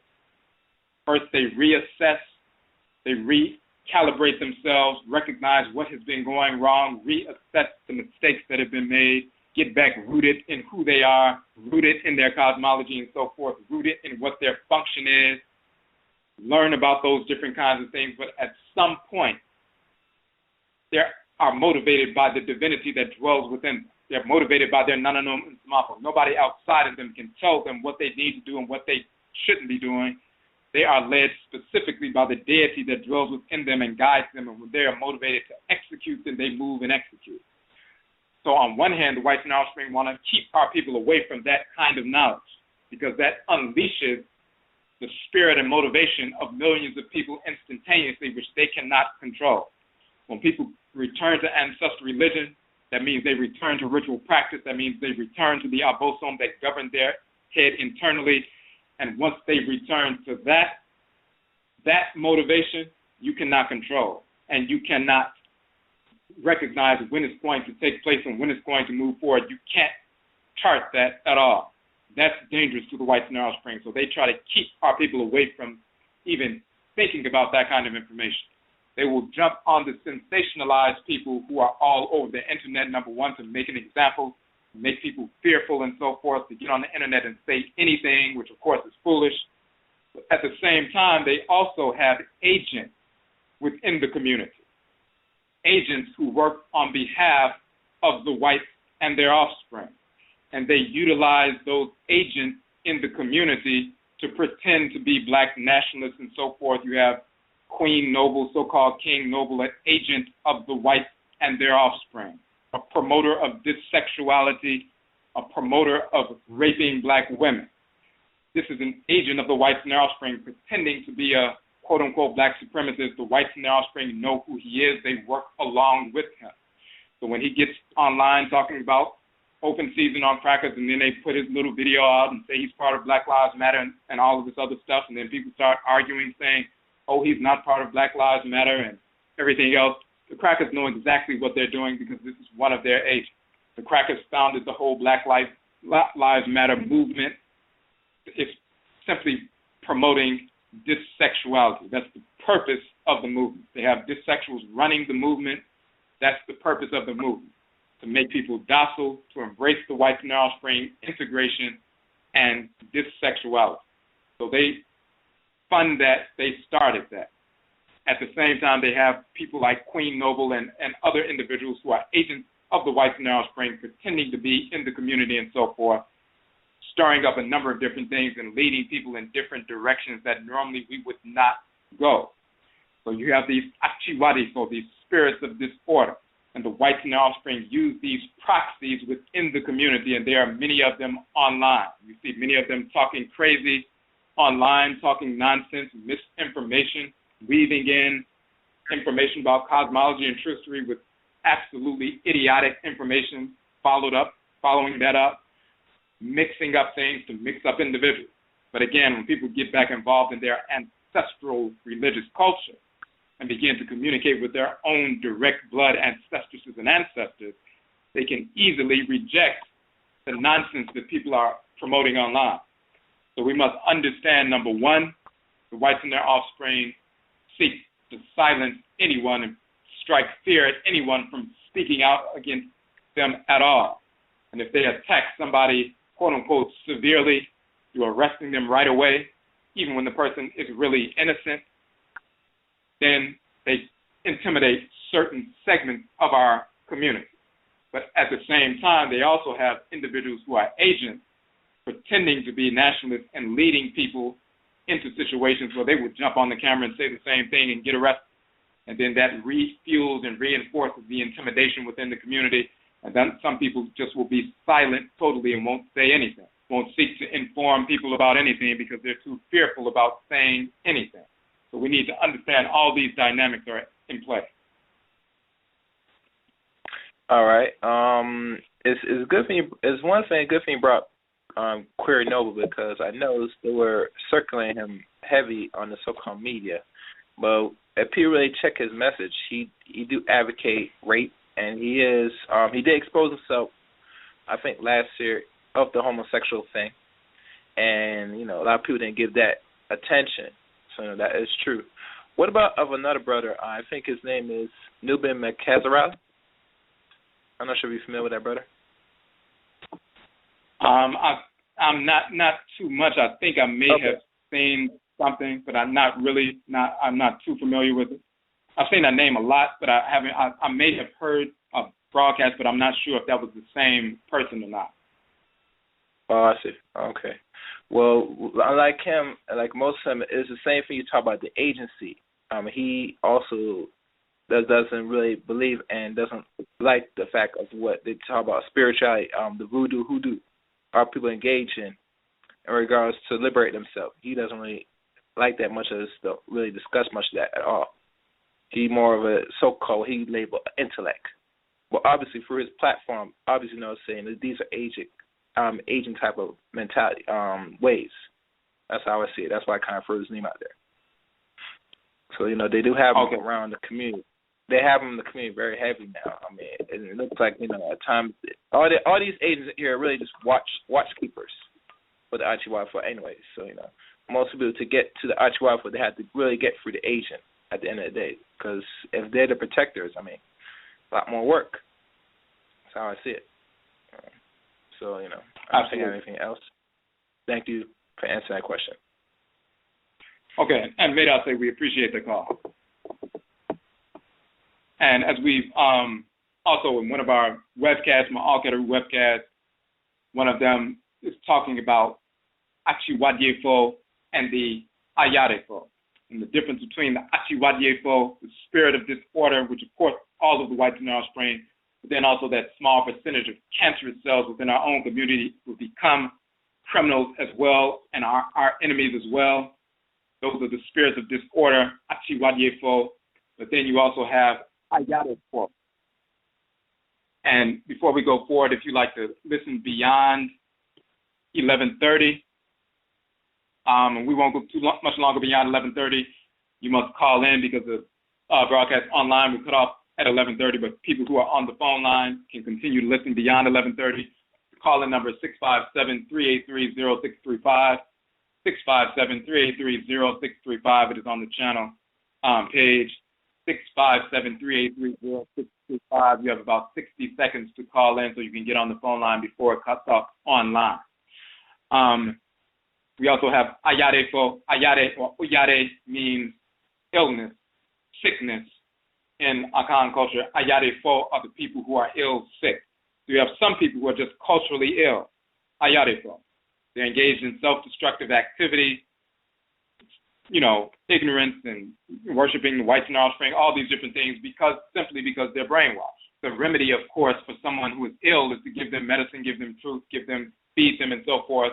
And that's the vast majority of the people. Those who are agents and criminals, Achiwadiefo, within the community, the enemies within our ranks, that's a smaller percentage. They are cancerous cells, and they are our absolute enemies and deserve what all of our enemies deserve.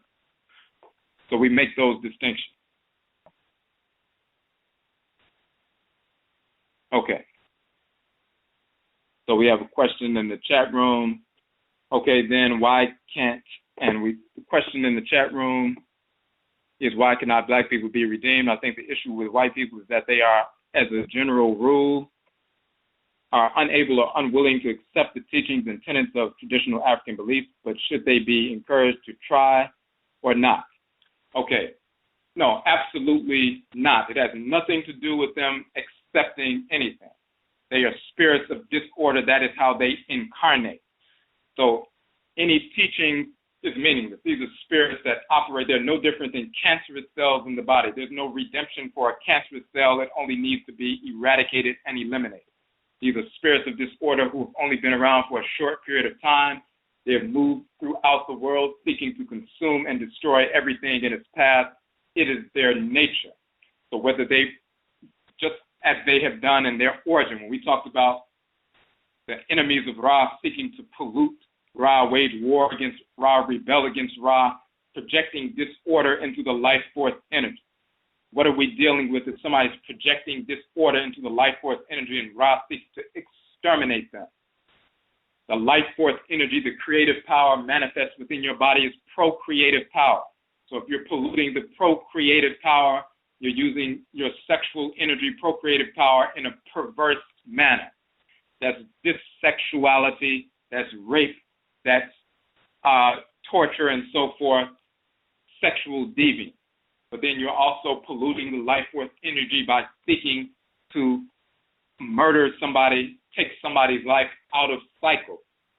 It's one thing to defend yourself against somebody who's trying to murder you. If you take their life, that's in divine order. You're supposed to take their life.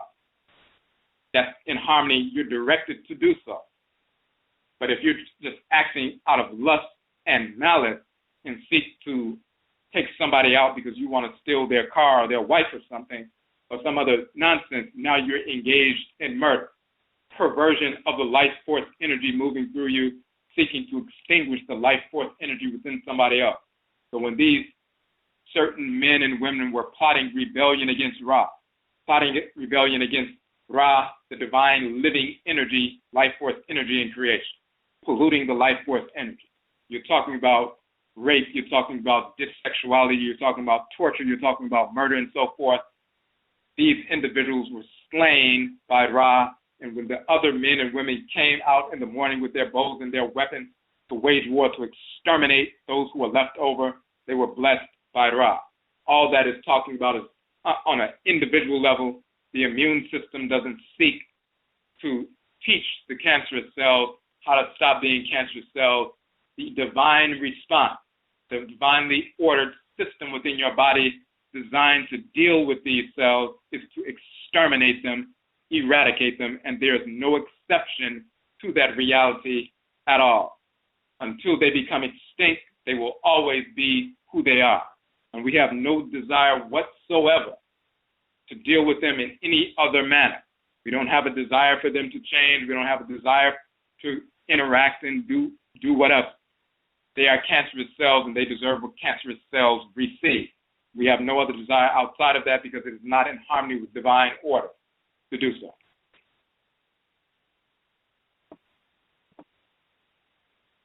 Just want to check the chat room, make sure we didn't miss it.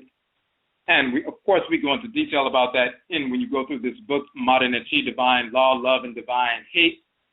And when you, we also have the broadcast associated with the book where we go into detail about that. A couple of broadcasts where we deal with that in detail. And this is the 7th part of a 6-part series, ODWIRA parts 1, 2, 3, 4, 5, 6, and this is part 7. And you go through that series, and they're all on this channel as well as YouTube. You will see that we go into this information in detail. We've also done a broadcast on race and identity, as well as Bebra, reincarnation, who and what to accept, and also Bebra Sem, the ramifications of reincarnation, so we understand the identity, the spiritual constitution of what is this entity, the whites and their offspring. Who are they? How are they different from us spiritually? What is their constitution? What are they missing? Their Kra, the Krawa. Why don't they have that? Why will they never have that again? Why are they spirits of disorder? And why must we operate and approach them specifically based on that reality of who they are? If you don't know who the enemy is, then you will make decisions based on, oh, well, they're very similar to us. They just need to learn. That's not at all what's taking place.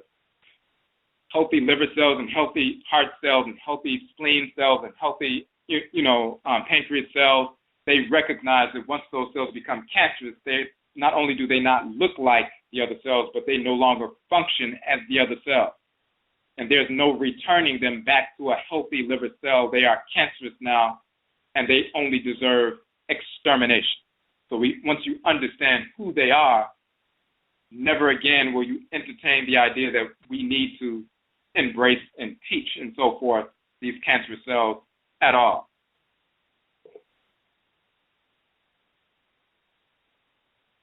And once you go through the information, study that information, and then begin to engage the ritual practice. When we talk about these divinities, these forces in nature, we're not just talking about abstract ideas.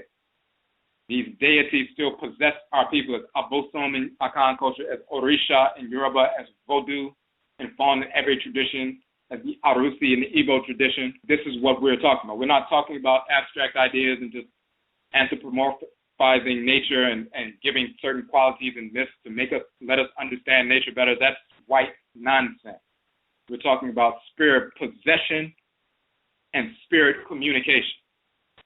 This is what we're dealing with. So when we get possessed by the Abosom and they teach us how to procure medicine from specific plant life, because they're the spirits that animate this plant life, then we can extract that medicine and heal our people. when they can show us the construction of the spirits of the whites and their offspring, then we know who they are. So it's not abstract, it's not a belief. We know exactly who they are, no different than a surgeon going into, a neurosurgeon operating on someone's brain and understanding the structure of the brain because they're a neurosurgeon and they have mapped that out and they have experience. We have experience. The whites and their offspring do not have a krawa. They don't have a divinity dwelling in the head region. Those who are clairvoyant and so forth can see that divinity dwelling in the head region and also see the fact that the whites and their offspring do not have that. So this is not a belief, this is reality. So when we deal with that, we, actually engage the ritual practice, confirm that experientially. Now, and we see a couple of other comments.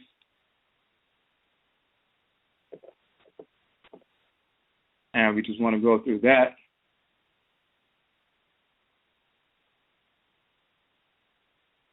Okay.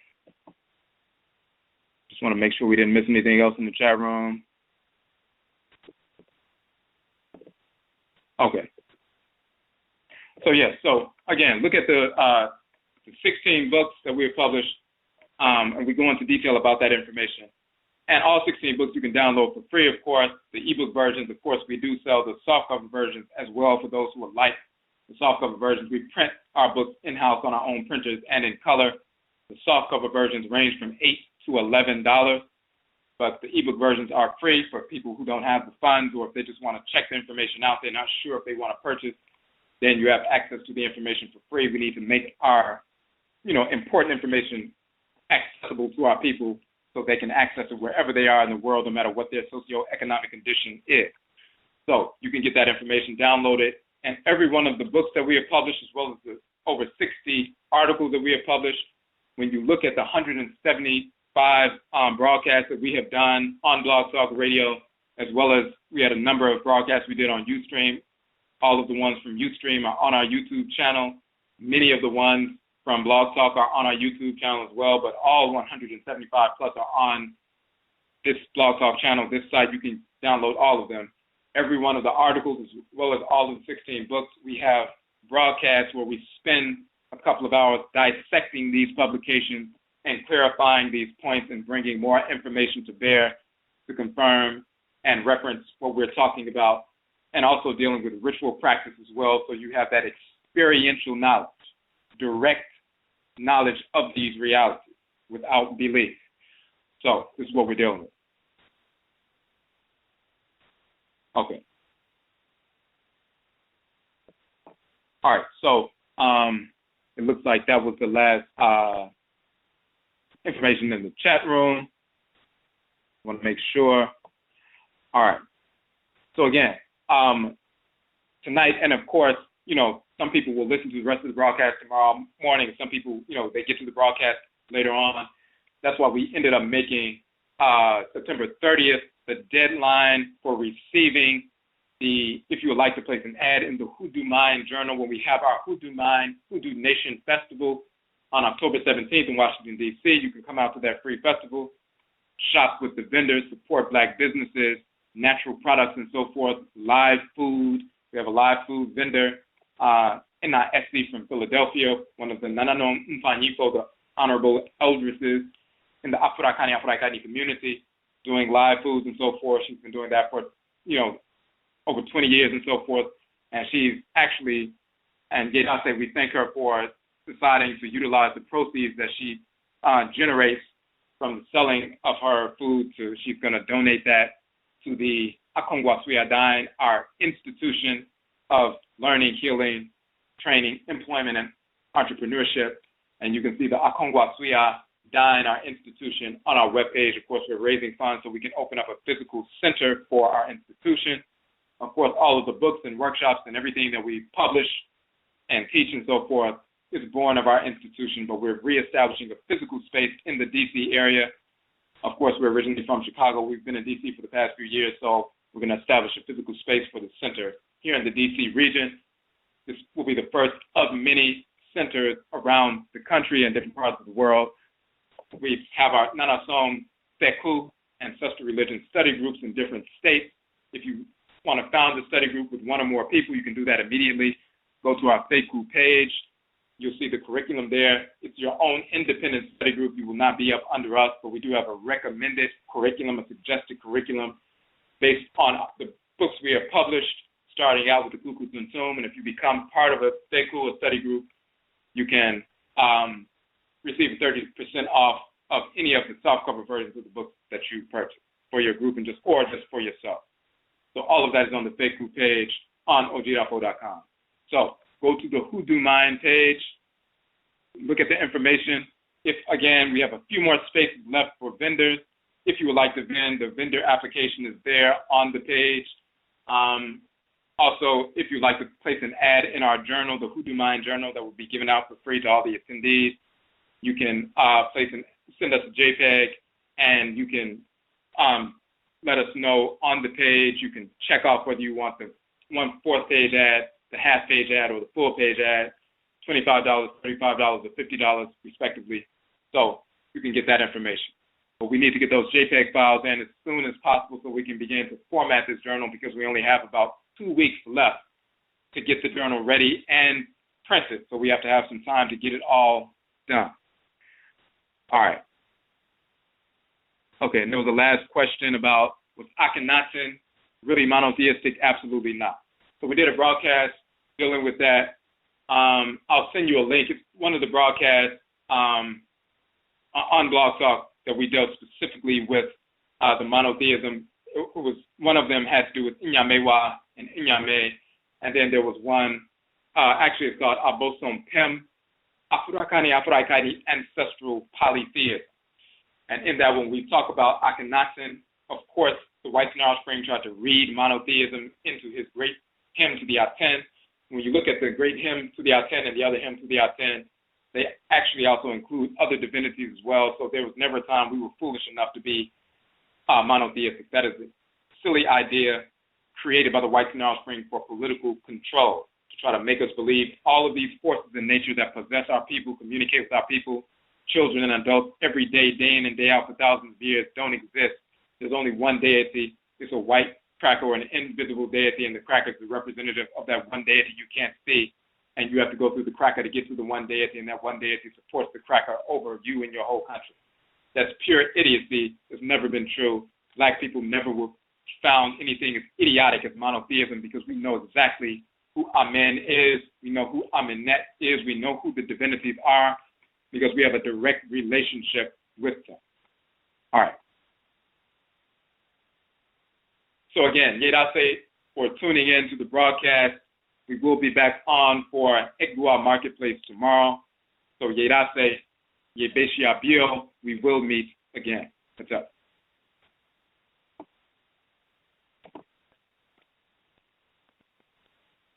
Hey, it's Flo, and this is my impression of a politician. I believe in the people, and their cars, and progressive, and the fact that you, yes, you can plug in Snapshot to save even more money for being a good driver. I also believe in Sasquatch, but more as a joke, but also kind of seriously. Safe drivers save with Snapshot from Progressive. I approve of this message, and Sasquatch, if you are real, you can totally be my running mate. Progressive Casualty Insurance Company. Snapshot not available in all states.